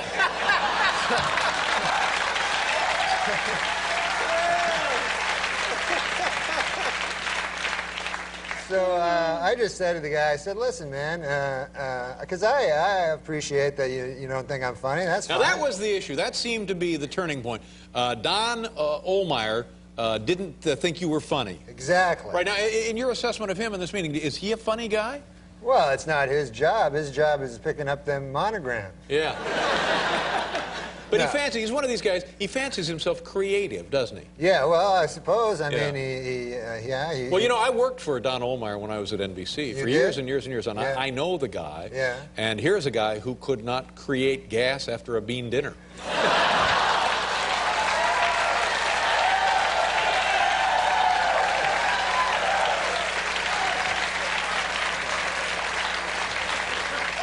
That's not true. I witnessed that.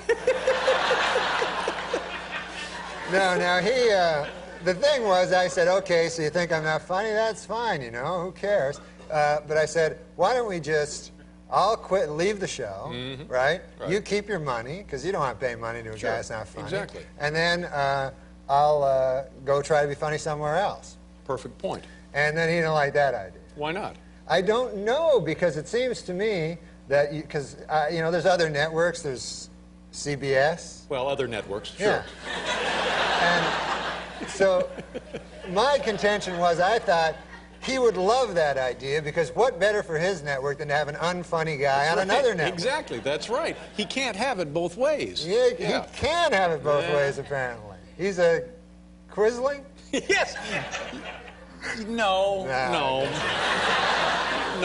But at least there are no Quislings in the picture now. When you were here before, I smelled a Quisling. The Quislings are gone. Yeah, they're gone. Yeah, they're gone. Good for you. And so, so the way it stands now is, I can leave the show as long as I don't do anything else on any competing show. Right. Well, that stinks. That's no Yeah, good. Now, that's how no long will that last? God, I don't know, man. It's as long as long Contractually, how long are you bound to them? I'm bound to them contractually. It's all, you know, stuff that I'm not that familiar with. But in the meantime, they are continuing to pay you, right? Yeah, they pay me, and I go to the show and hang out. Yeah. Now, what is that like, being around your old friends on the show? Do they like having you there now or not? Well, everybody's kind of uncomfortable. Nobody wants, you know, everybody's uncomfortable. Sure. And they'd be glad to see me go, and I'd be glad to see them see me go. And just this Don Ohlmeyer character, yeah. you know, is, I don't know. I don't know how this... You know what you should do, though? You should come here to CBS and get a show right here.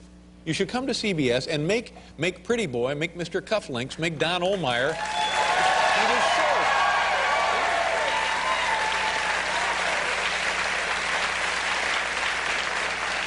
I want to find out, Norm, how your family and friends are taking this, and we'll do that. We have to pause. We'll return visiting with Norm MacDonald, ladies and gentlemen.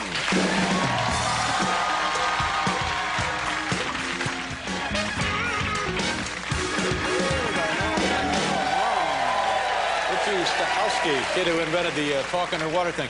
Well, I would guess that one of the good things about this is you had some time off. Have you taken some vacation? Have you gone anywhere, traveled? Yeah, I went. I wanted to get away from all the showbiz, crazy showbiz. Yeah. So I decided I'd go on a vacation, you know. Right. And I don't like to go to hotels, because all my years of doing my nightclub act, I don't like hotels. Yeah.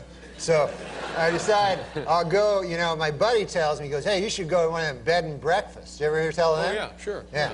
The idea is you go there, it's a guy's house, and you live in his room, and then he makes you some breakfast. Right. Very yeah. It's a thumbnail, you know. That's it, sure. So I looked one up on the internet there, and I found one. I went to Vancouver Island, Victoria, which is beautiful. Oh, my God, it's God's little country.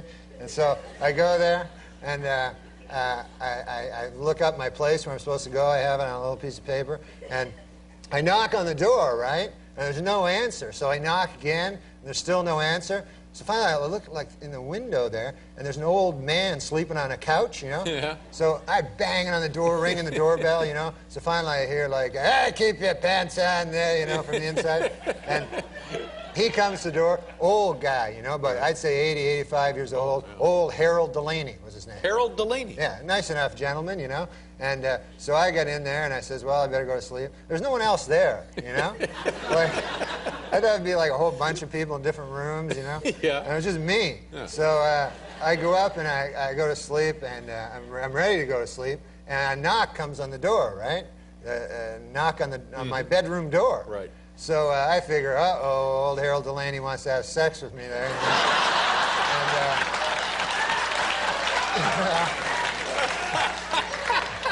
That's the first thought that went through your mind, huh? Well, I'm a young fella. Yeah, These days, anything not a goes. bad-looking guy, No, sure, no, yeah. I'm not a... Traveling alone, why Sure. not? And, of course, I didn't come to Victoria to have sex with old Harold Delaney. You know? I came to do some sightseeing. Of course. Yeah. So then I hear him, he goes, well, you ought to play some Scrabble. Oh, Scrabble. Yeah, so I say, okay, that's good. Sure. I'll play some Scrabble. So I go down, and he pulls out this old Scrabble game there, and we start to play, you know, and I like Scrabble, you know. So I get the first turn, you know, because I picked the lower letter, and so I get the first turn. So I make rabbit, you know. Pretty good. It's a good word. And then I do it pretty quick. I take like a couple of minutes, and then old Harold Delaney, he takes like a half hour to like get his word, and the whole time he's not talking, he's not telling me old stories, because I like hearing old stories, you know? And instead, it was like for a half hour, it's just Harold Delaney going.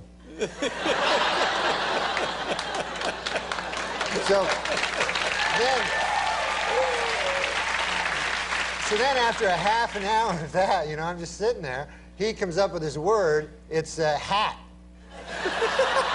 That's his word, yeah, hat. So he puts it, and he takes the word hat, and then he puts it like way in the corner on that triple letter score. Right. The triple word, the red one right. that you want to get to. Yeah, sure. But you can't just put it there. No, it's got to have some relation to rabbit. Yeah. Yeah. You got to move up there, you know, and finally get you there. But instead, he just puts it right there. Oh, no.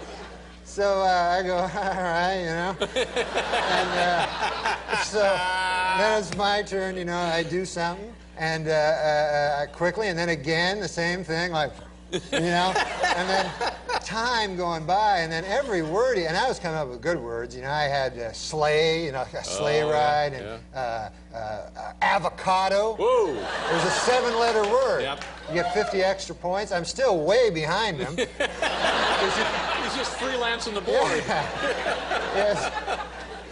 And so finally I decided I'm gonna I gotta say something, you know? So and all his words were like cup and hat, and I think it was just like things he'd see around the room, you know? And so I'm playing excellently. I should be in the lead, but instead I'm like 1,000 points behind. And finally, like, I gotta say something, you know? So he puts boot, you know, up on this triple, and it really annoyed me because I was building towards the triple letter, and he just puts boot, and so I said, finally, I gotta say something here, and I go, hey, old Harold Delaney there, I don't know, you can't put boot there, and then he goes, you never heard tell of a boot? So I go, no, I know what a boot is. I'm just saying. He goes, if a fella goes out there has to wear a boot. So I go, no, I know what I made avocado. I know a boot. You know? And it just took him forever. And I think, and also I noticed a weird thing. There were no blanks. You know how you have the blanks in the game, and it's always good to use any letter, right? Yeah. I realized there's no blanks in this game, and I figured old Harold Delaney must have, when he got the game, figured, what the hell is that, you know, and throwing it away. Can't use it. Yeah. Now, how was the breakfast? Did you have the breakfast? There was no breakfast.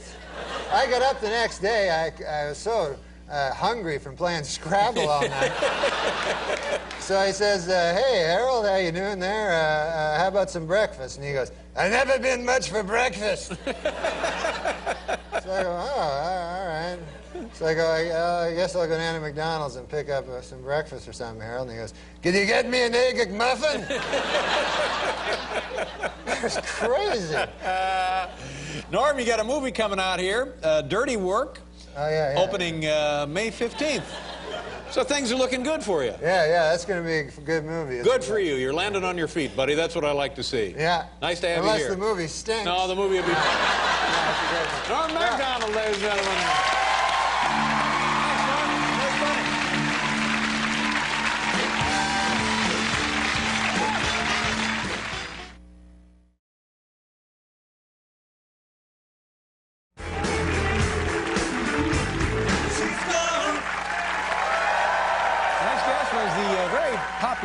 Very popular star of the Saturday Night Live Weekend Update. We're always happy when he finds time in his schedule to drop by and say hello. Here he is, the always amusing Norm MacDonald. Norm,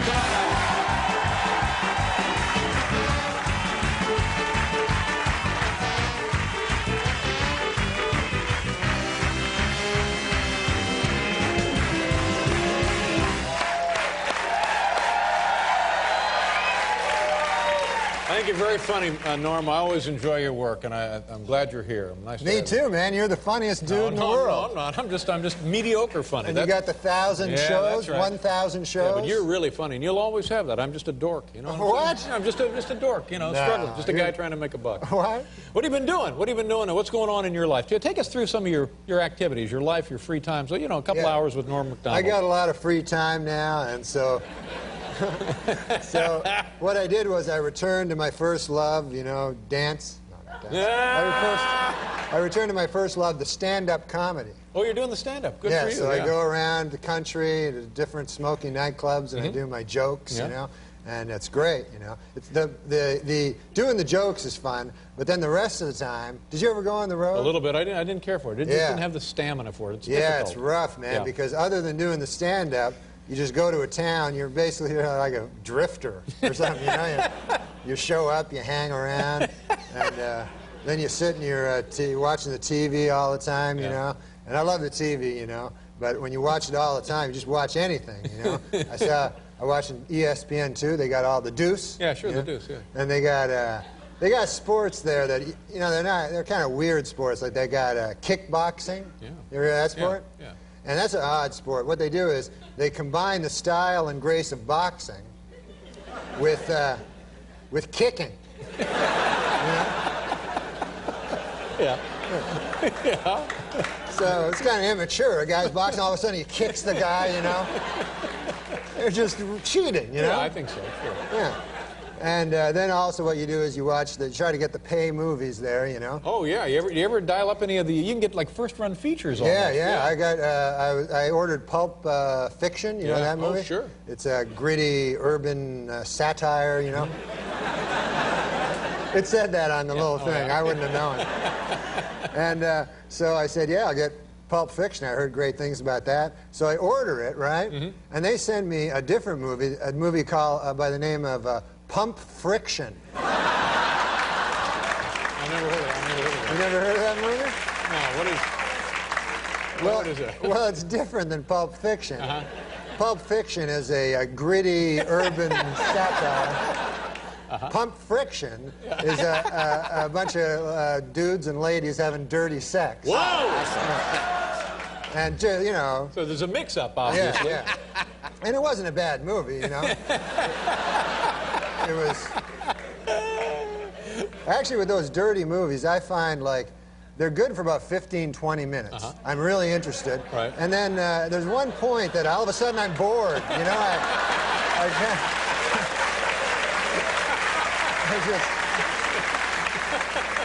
I just lose interest completely, and I feel deeply ashamed, you know? The human mechanism working there. I don't know what that is.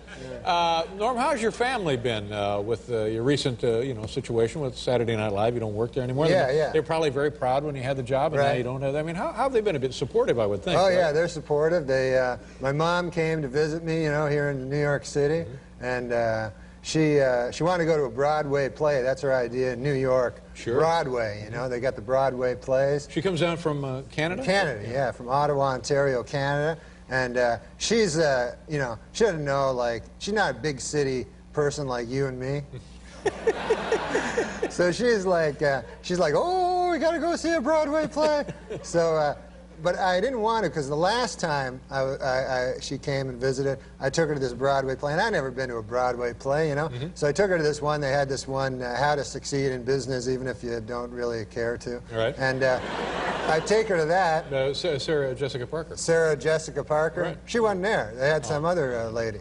So, we get in there, and I'd never been to a play. Oh my God, it's horrible. You go in, and you got to sit. They have little chairs. You're all crunched up. It costs like $90 or something like that.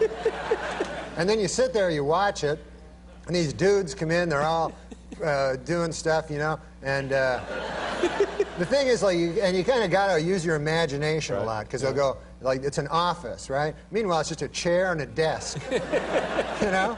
And then they have, like, maybe a window with, like, a fake moon behind it. So you go, oh, I guess it's nighttime there, you know? And it's, like, just hellish, you know? And then everybody's singing every time, you know? And singing and dancing around, and it was about business, you know, about the business world, you know? And so at one point there, the coffee guy comes, you know, he's bringing in the coffee. And so then they all get excited because the coffee's coming. And so they're singing, oh, here's the coffee, we want to drink the coffee, you know? And really excited about that. And my mom, she talks. She's used to just watching the TV. Sure. And so she doesn't know that you're not supposed to talk out loud. And so she's like, the whole time, she's like, oh, good God, that's just like me. I have to have my coffee in the morning. I'm like, all right, you know, it's okay. And then I think the coffee machine broke. And then everybody went, oh, we don't have our coffee. So it lasted forever. And like, you're just watching the stuff and trying to imagine what it would really look like on the TV, you know? So then finally the damn thing's over. It takes like an hour and a half. And you go, okay, let's get the hell out of here. You go out. It's not over. It's intermission. They have an intermission. So, intermission, you know, it's you go out into this crowded foyer, just packed with people, and they're all discussing it, you know, they're going, hey, remember the coffee there? And I'm going, holy Lord, so I see some dude that works there. I go, hey, listen, you got that Knicks-Charlotte game on somewhere? Because I knew the Knicks were playing the Hornets there. And the guy, no, sir, no, you know. And I go, anything, the sports ticker or something like that? He goes, no, this is the theater. You know, he's all like snooty, you know. This is the and V, like, you know, it's a theater. There's got a whole bunch of them. The theater. So then now when she came back, I you know, definitely didn't want to take her to another but you know, it's my mom and everything, and she's got, oh, we gotta go see another Broadway play. And I go, yeah, then you know, the playoffs are starting and everything, you know, but so I go, okay, well, why don't we go to like you know, Cats? I hear that's a good thing. Sure. You know, so I take her. Oh, you know what? An interesting thing. When we're going to Cats, we're walking down the street, and my mom stops in a donut shop. She likes eating donuts, and she goes in to buy herself a cruller there, and I stay outside. A cruller? A cruller is a type of donut. Cruller is the same as a cruller? What did I say? I think he said cruller, but I could be wrong as well. I don't know. Cruller. Maybe a cruller. No, it's a cruller. It's a cruller. All right, yeah. fine, sure. I'm pretty sure it's a cruller. Yeah. No, because even on the thing it says C-R-U-L, and then over the U is like one of those things. Yes, yeah. So I said, yeah, go get yourself a cruller. And I waited inside. She comes out, she goes, oh, Norm, oh my God, you wouldn't believe it. She says, your friend David Letterman is in the donut shop. Is that right? And she thinks we're friends, you know, I don't know. I guess I told her we were friends. Yeah, we're sort of friends. I told her we were best friends. Well, I would like to be your friend. Sure. So she says, oh, he's in there. And I go, Mom, man, David Letterman's not in a donut shop. You know, it doesn't make sense. And, you know, he's my best friend. I would know, you know, if he was in a donut shop. So she says, no, just go say hi to him. He'll like to see you. So I go into the donut shop, and there's a dude sitting there. He's not you. Yeah. He's just some dude with like a Late Show T-shirt on. Right. And I think he was even like a Mexican guy or something like that, you know? It could be, I guess, yeah. And so I said, man, that can't be David Letterman, you know? So I walk out and I say, Mom, you know, that was him, but he's busy, you know, and he doesn't want to be bothered by any of this. So anyways, we go to the Cats, you know, and this is something I've heard about for years, Cats. Been around now a long and forever. time. Yeah. Is that what it is? I think. Yeah. And I go there. I go, what? Cruller. So I go to Cats. You're not. I don't know if I'm an idiot or if everybody else is an idiot, but it's probably me. No. It's about cats. That's right. I'm talking. It's about actual cats. Actual cats. So I said to the guy at halftime during the thing, I go out and I say, there's a dude working there. I say, good God, man, that's about actual cats, right? So the guy goes, well, what the hell you expect? It says cats. And I go, I don't know. I thought it was like a symbolism. You know what I mean? Yeah, sure, right. I mean, if you went to like nice Dog Day afternoon and there's a bunch of dogs in the afternoon, you'd want your money back. Literal, exactly, yeah. Listen, Norm, it's good to see you again. I want you to have a lovely summer and keep us posted as to what's going on in the future, all right? Nice to have you with us, Hey, Norm. thanks for coming. Norm MacDonald, ladies and gentlemen, right here. We'll be back to Pearl Jam.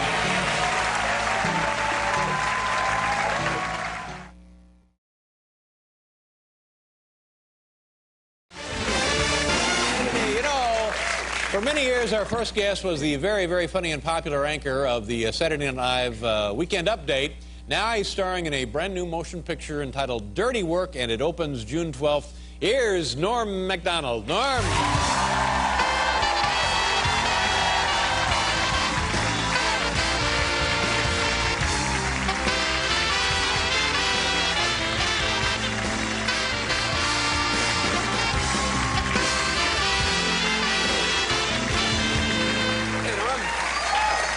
Nice to see you.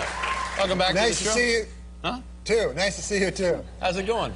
It's going all right. It's Good. pretty good. Hey, you're a movie star, buddy. How many films you been in? I was in the People versus Larry Flint. As you know, I played one of the people. All right. And that's about all. Yeah. And now you have the Dirty Work coming out. Yeah. And I saw a lot of the movie this afternoon. I haven't seen the entire movie because we couldn't get a copy. But yeah, I got some of it, so I looked at some of it. It's very entertaining. Yeah. A lot of good people in it. Chris Farley, you know, it's very when you see Chris Farley in this film. Yeah, Chris Farley. It's just one of those things. You see that, and for a second, you know, mind plays for a second. You think, oh, great, and then you realize, oh, well, this will probably be his last movie. But he's very, well, I mean, obviously, I know it'll be his last movie. Yeah, it will be his last movie. But he's really funny. He's I incredibly mean, the guy funny, is just naturally funny. And he was great. Chevy Chase in the film as well. Chevy Chase and Don Rickles. Yeah. Oh, He yeah, was I like great. Don. Don's Yeah, great, Don's isn't he? great. Was he fun to hang around with? He was really fun. Like, we just wanted him to insult people in the movie. So we just wrote these insults that I thought sounded like Don Rickles. Yeah. And then he got there and he, like, insulted the insults. Yeah. He said they were all horrible. So then he just he just said, do whatever you want, just insult us. And he was funny. He's especially funny when he insults you and it makes no sense. Right, yeah. Like he'd come up to me and he'd go, let me tell you something. Why don't you go to Alaska and suck on a green whale? And I go, what? I don't know, what does that mean? Yeah, pretty good. And you wrote the film, right? Yeah, I wrote the film. Yeah. I wrote it because there was all these guys that I really liked, like Chevy and Don Rickles and Farley and stuff. So I just wrote them all into the movie, and then I was lucky that I got them all to do it. And, you know, I was surprised. It's hard to write a movie, man. Oh, Holy I would think Lord, so, yeah. God. Yeah. I mean, because people send me scripts sometimes to be in, and I can't even read them. They take like hundreds of words, and you get all sleepy, you know? So to write it is even way harder because I don't have a typewriter, first of all, at all. Really? I never learned how to type. And so my buddy Frank has one, so he wrote it with me. Now it's nice of you to include Frank, but did he write it or just type it? No, he wrote it. He was a co-writer on this. Yeah, he was a co-writer. My buddy Frank and Fred. Frank Sebastiano and Fred Wolf. Ah, good. Yeah. I always say to Fred Wolf, he lives in Hollywood, and I say to him, you must be pretty comfortable out there in Hollywood, Fred Wolf, because there's a lot of wolves out there. You know, a Hollywood wolf? Yeah, oh sure, yeah. Skirt chaser. A skirt chaser, that's right. And you know what? I thought this was interesting. You know who directed the movie? Of course you know, you were in the film. TV blooper Bob Saget. Bob Saget. TV blooper Saget. Yeah, he directed it. Yeah. Now, can he direct? No, not at all.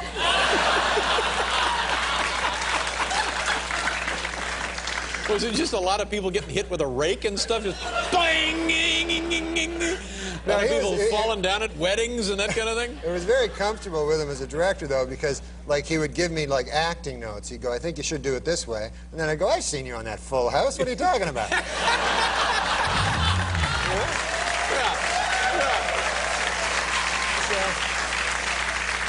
So you hired him to direct the movie so you'd have somebody to push around? Is that what it is?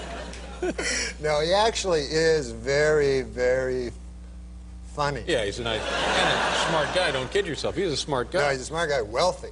Yeah, oh yeah. Well, for several years he had two shows, two big, popular, hot shows Two on top ABC. 10 shows. Exactly. Yeah. Oh, sure. Yeah, they hold no benefits for this guy. No. Yeah.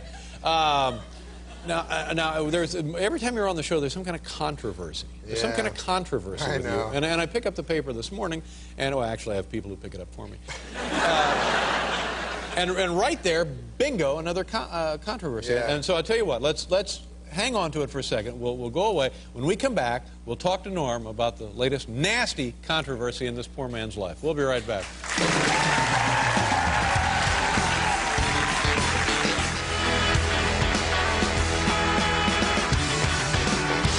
You still live in New York? Huh? You still live in New York? Oh, yeah. Beautiful city. You're in Hollywood now, though, aren't you? Jacques Villeneuve? Yeah, Jacques Villeneuve. Canadian. You know. Canadian Yeah. who grew up in my city, and his father was my all-time hero. Gilles. Yeah. Unbelievable. Did you meet him backstage? No, I haven't. I met Randy Travis, and Yeah. I'm a huge country music fan, and George Jones is my favorite, so this is a big night for me. Do you like the new country or you like the old country? No, the new is gay.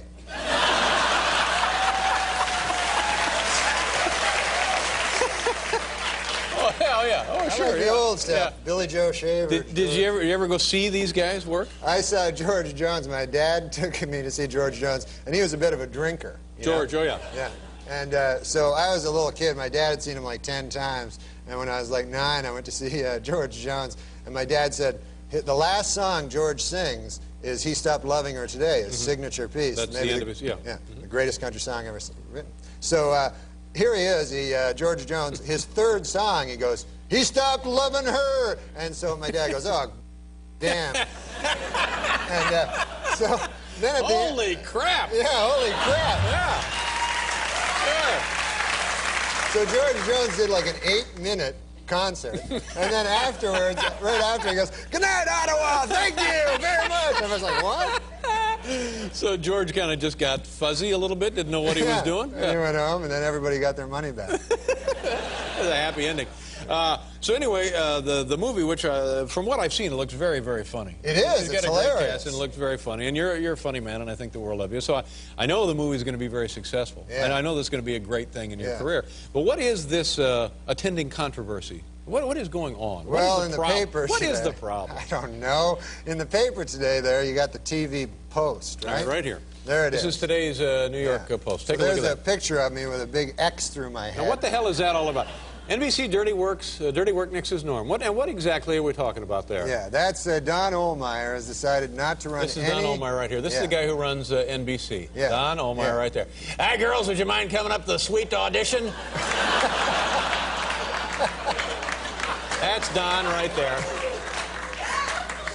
Yeah. So- There you go. Oh, sure, Don always gets a suite. So Don has decided not to run any ads for my movie on his network, Now, NBC. what is the deal? What is... You know, NBC, now, Norm, let's just do the math on this a little bit. NBC is owned by General Electric, maybe the single biggest global corporate entity on the globe. Yes. And they're generating, GE and NBC generating, you know, several $billions a year. Yeah. You know what I'm saying? What the hell could they possibly care about you and your movie? What is going on? I don't understand it at all. Did you do something to this guy? Did you bust into his house or something? No, I didn't do any. I don't understand, first of all. Because I get kind of depressed sometimes, because this guy, he's best friends with O.J. Simpson. Right. Right? And that's Now, fine. is that true? Are they best friends? Yes, they're best friends. They hang out. This Yes, guy and O.J. yes, They play golf. Yes. Now, how can he not like me? Yeah.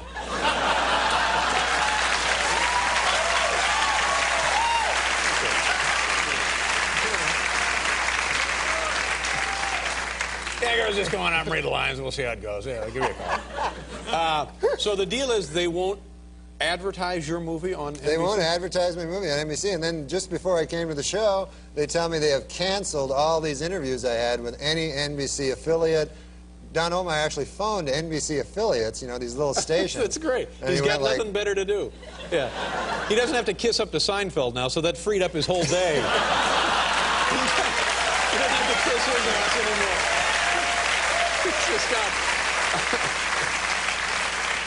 So they're like worried that your movie is somehow going to put NBC out of business? Is that what it is? They do not want the movie to be successful at all. This is the guy who fired you from Saturday Night Live. Yes. Yeah. And I thought it was over And then I keep reading like feud. There's no feud because No, there's not. I never did anything to him. That's right. For a feud, I'd have to be going, ah! You know? But I don't know what it is. He seems like a nice... I met him once. This is terrorism. This is terrorism. This is completely uncalled for. Yeah. Yeah, I'll tell you what it is. They are scared because Seinfeld was canceled, you know, and then what other big shows do they have over there? Single guy? Yeah. So, and they're Rhoda? afraid. Is Rhoda still on? They're afraid because they fired you that somehow you're going to come back and bite them in the ass. That's what they're worried about. And I would take this as a great compliment.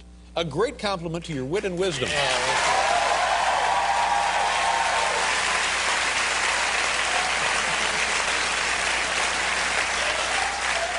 But I just want to open up a paper and read about who's on the Lisa Gibbons show today. Yeah, that's right. That's how you start your day. Yeah. It's like a punch in the stomach, isn't it? Yeah, it is. All right, let's go on to more pleasant matters. We'll show a little bit of the film. Oh, that'd be great. Yeah. Yeah, this clip I wanted to show you because it's Chris Farley, and I think he's really funny. What happened was he came, and he's a great writer, and like he can off the top, he can what's that? Ad lib. Ad lib. I'm not a good ad-libber myself. Canadian. But he could, you know, improvise. And so there was this scene where I told him, just say whatever you want, because I know, like, how crazy funny he is. So he was just supposed to go, I come to him for help in this character. His character has no nose, half a nose. And I'm in trouble in the movie, so I come to Chris Farley, and I ask him, his name's Jimmy No Nose, and I ask him, he says, I ask him for some help. You know, if he can help me out, I'm in trouble.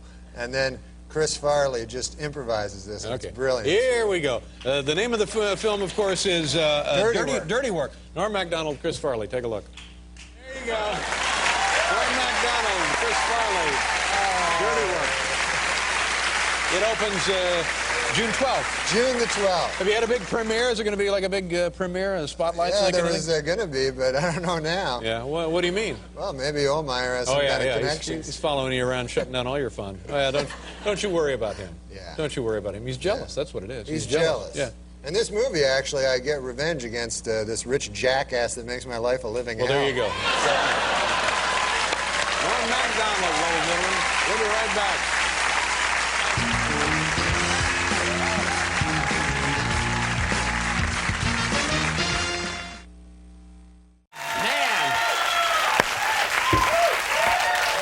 How you doing, Norm? I'm all right, man. I'm doing good. I'm having fun. I came here on the airplane and stuff.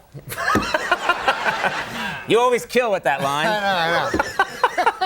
You know, you got the sitcom. It's all. Yeah. You're living high on the hog. It's all going good for you. Everything's fine. Yeah. No, not everything, but everything, you know, a lot of things, right? I don't know. Yeah. You seem all shifty and nervous about something. You're hiding something, aren't you? No. See, people don't know you the way I know you. Right. This guy likes to have a good time. I like to, you know, I drinks a bit. That wasn't what I was talking about. Oh, what were you talking about? I was just saying you have a good time. It's a real innocent thing to say, and then you get right into the drinking. Occasionally I like to drink a beer, you know. I like, you know, regular drinks. You know, I don't like... As opposed to ether? Yeah. What are you talking about? What I was talking about is, you know those shooters? You know what I mean? Yeah. Like they're shooters and they're like, they have dirty names, like sex names. You know what I'm talking about? Yeah, they're all called like, you know, the red-headed whore or something. Yeah, exactly.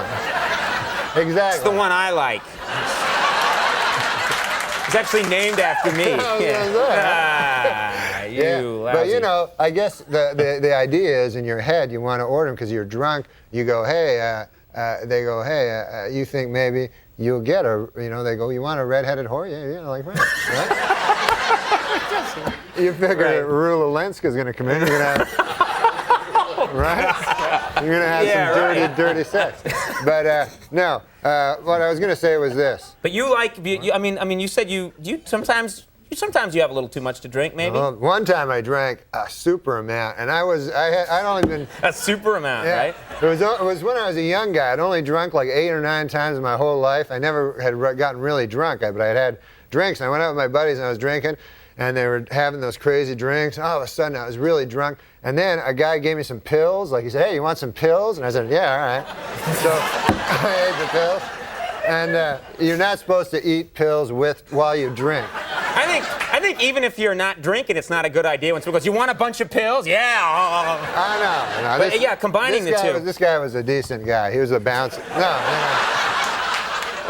But so I said, yeah. So these pills, they just make you like 100 times drunker. So then oh man, I'm really drunk. And then like time passed, but I don't remember. And then my friends are like, "Hey, let's go." I'm like, "Why don't you guys go? Where are you gonna, why go?" Right? Like we're in a bar drinking, right?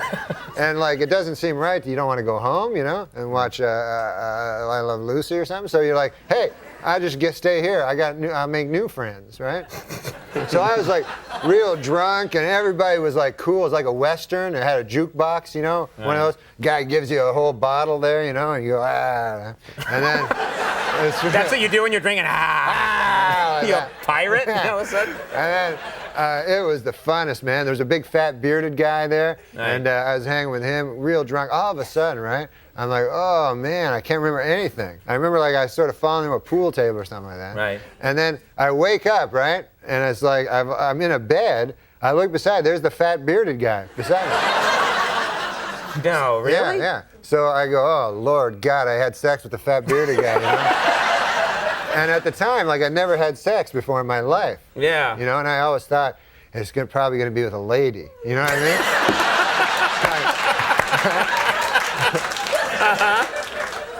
So then, but I looked over, and the weird thing was, instead of us being in the same bed, he's in a separate bed, right? Like we have 2 separate beds. It's like twin beds. Twin beds. So then I'm like, wait a minute, now this is weird, because, why would we be in separate beds? Is he like an old-fashioned gay guy, And then, right?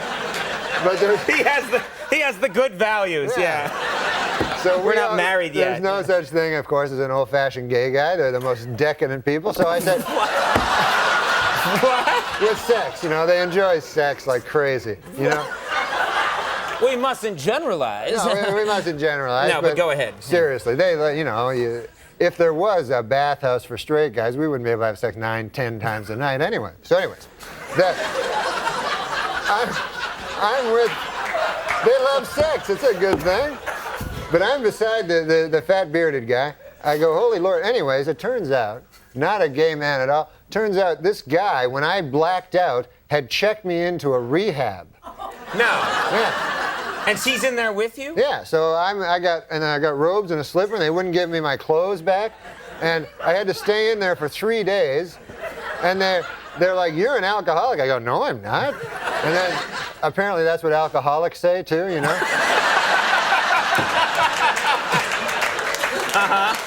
So then for 3 days I had to stay there. I had to go to AA meetings. And I'd only been drunk like 9 times. So they're like, what's your worst one? I go, I guess the 9th one was bad, Right. That was, and when did you hit bottom? I said, I don't know. The cool part of it was the girls all get up, right? And all their stories are all the same. Whenever they hit bottom, right. Every story is the same. They're like, when I hit bottom, I a guy for a drink, and you're like, oh. Every time.